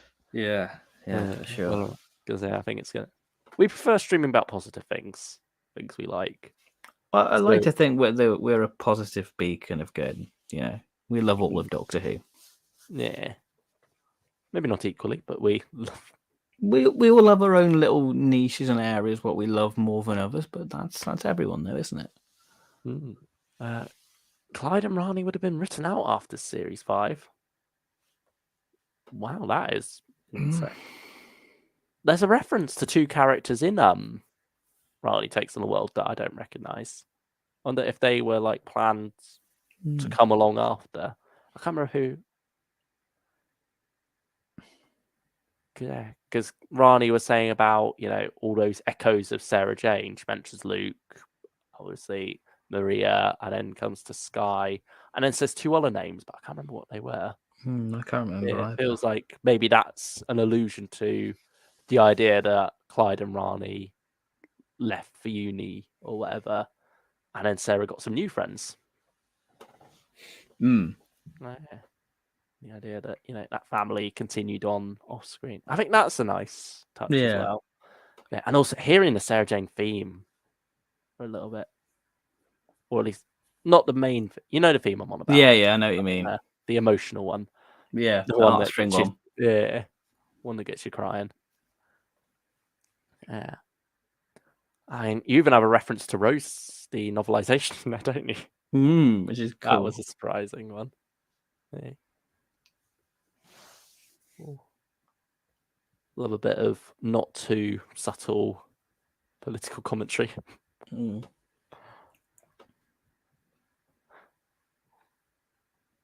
Stephen says, I'll try and come up with some business inquiries then, ... and an emoji, which I cannot see. It's a little monocle. Ah, I see. It's all in jest, so it seems more formal than it actually is. It's, hey, email away. It doesn't have to be business. Let's just chat Doctor Who. Ben, your emails will be now, Dear Ben, it's me, Stephen Noonan. Can I inquire a few opinions on the matter of the quality of the mutants? Kind regards, Stephen Noonan. P.S. Invest in Big Finish. P.S. Watch Creature Mass and the Pit. You simpleton. You uncultured swine. You fool, you old fool. The Battle of Bannerman Road would have led into a complete refresh for Series 6, with Bannerman Road destroyed and Clyde and Rani moving away. Oh, that's interesting. Okay. Because Bannerman Road's still standing in Rani Takes on the World. So I wonder if they've sort of either decanonized or gone for a different canon version of that. I reckon they probably talked to Russell again. Look, where should we go? What should have happened? Yeah. It's mad to think what could have been. Oh, I rewatched Invasion of the Domain on DVD. Oh, sorry, yawning there. Let's get into that time where we should close off. And it has a different end credits than every other episode, as well as an extended theme tune. I suppose it's the only double episode as well, isn't it? Yeah. It was a special. And yet you could tell it's not quite the Sarah Jane Adventures we know. It's a weird one to go back on because it does feel like something a bit different, a show that hasn't quite found its feet yet. It's the pilot, isn't it? So of course it's going to be a bit different. I mean, it also just feels weird having Sarah Jane Adventures without Clyde. Feels wrong, doesn't it? Yeah. Because he is the face, he's the voice you hear at the start of every episode. 13 Bannerman Road. That's there it is. It's home to things way beyond your imagination. I wonder where Bannerman Road was filmed IRL. I'm pretty sure you can find it, can't you? Cardiff. Easily enough. Yeah, somewhere in Cardiff. But yeah, I'm pretty sure loads of people have already worked it out, haven't they? Yeah, and the people who live there going, damn Whovians again. Yeah. Damn Doctor Who fans. They're back again. We could have had Ace, Joe, Santiago, that unit woman. Who's that unit woman? Is it from the Death of the Doctor? No, because she got blown up. Oh. Is I it don't Arisa Mugumbo? Oh, yeah, that makes sense. Yeah, from Turn Left. The Shopkeeper, Sky Sacrifice, The Death of the Trickster, Maria maybe, and the ending for the first era of the show, and so much more. Yeah, it's a shame that Maria did sort of get dropped after a while, because she sort of comes up for a video chat, doesn't she? Yeah. And I think it's the Sarah Jane Light one. What's Mark of the Berserker? Yeah. Yeah. And then after that, she just disappears, really.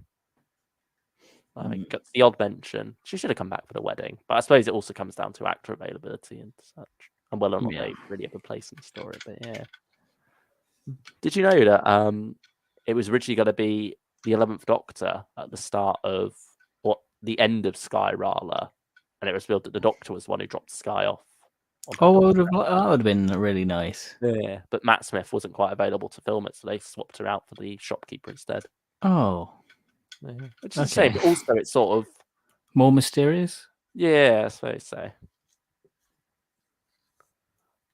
And also it ties in with what was going on in series 4 as well. That character, because he's a nice character, the Shopkeeper. From he's like I think he was meant to be the Trickster's opposite, wasn't he? In the end, yeah. I guess like the Black Guardian and White Guardian. I guess. Yeah, maybe we could get him in some Big Finish at some point. Yeah, I mean, if we're getting Wormwood back, yeah, why not?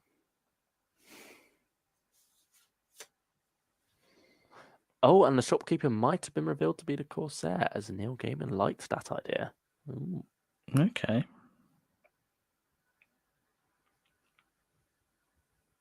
Wait, so does that mean Donna's family and Sarah Jane live near each other from what we saw in Stolen Earth? I mean, Chiswick and Ealing, isn't it? Yeah, Chiswick and Ealing, yeah. Let's see how close they are. London boroughs. This is what we have to. London borough map. We'll do this and then we'll probably say goodnight. Yeah. Because I've got to scoot off. You're giving me names, not numbers. Here we go. City, Westminster. Okay, there's Ealing. Over right on the west side.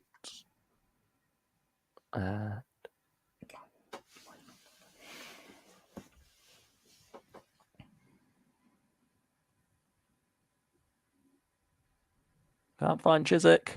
They've lost Chiswick. The stolen Chiswick. Is Chiswick even a borough? It might not be a borough, to be fair. Let's look.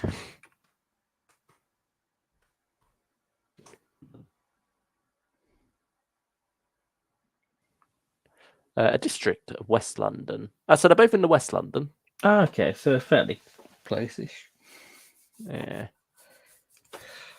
Right. I mean, was she even living in Chiswick or was she just working in Chiswick? That might be. Oh, okay. On the map, Ealing and Chiswick are right next to each other. There we go. There we go. They could have been neighbours. Yeah. We could have got Wilf and Sarah Jane Adventures. That'd have been nice. Yeah. Oh, and another great thumbnail, Luke, as usual. Thank you, Stylish One. I mean, most of the work is Will Brooks. I just had to crop a little bit and throw the leaves around. Why not? Why the main?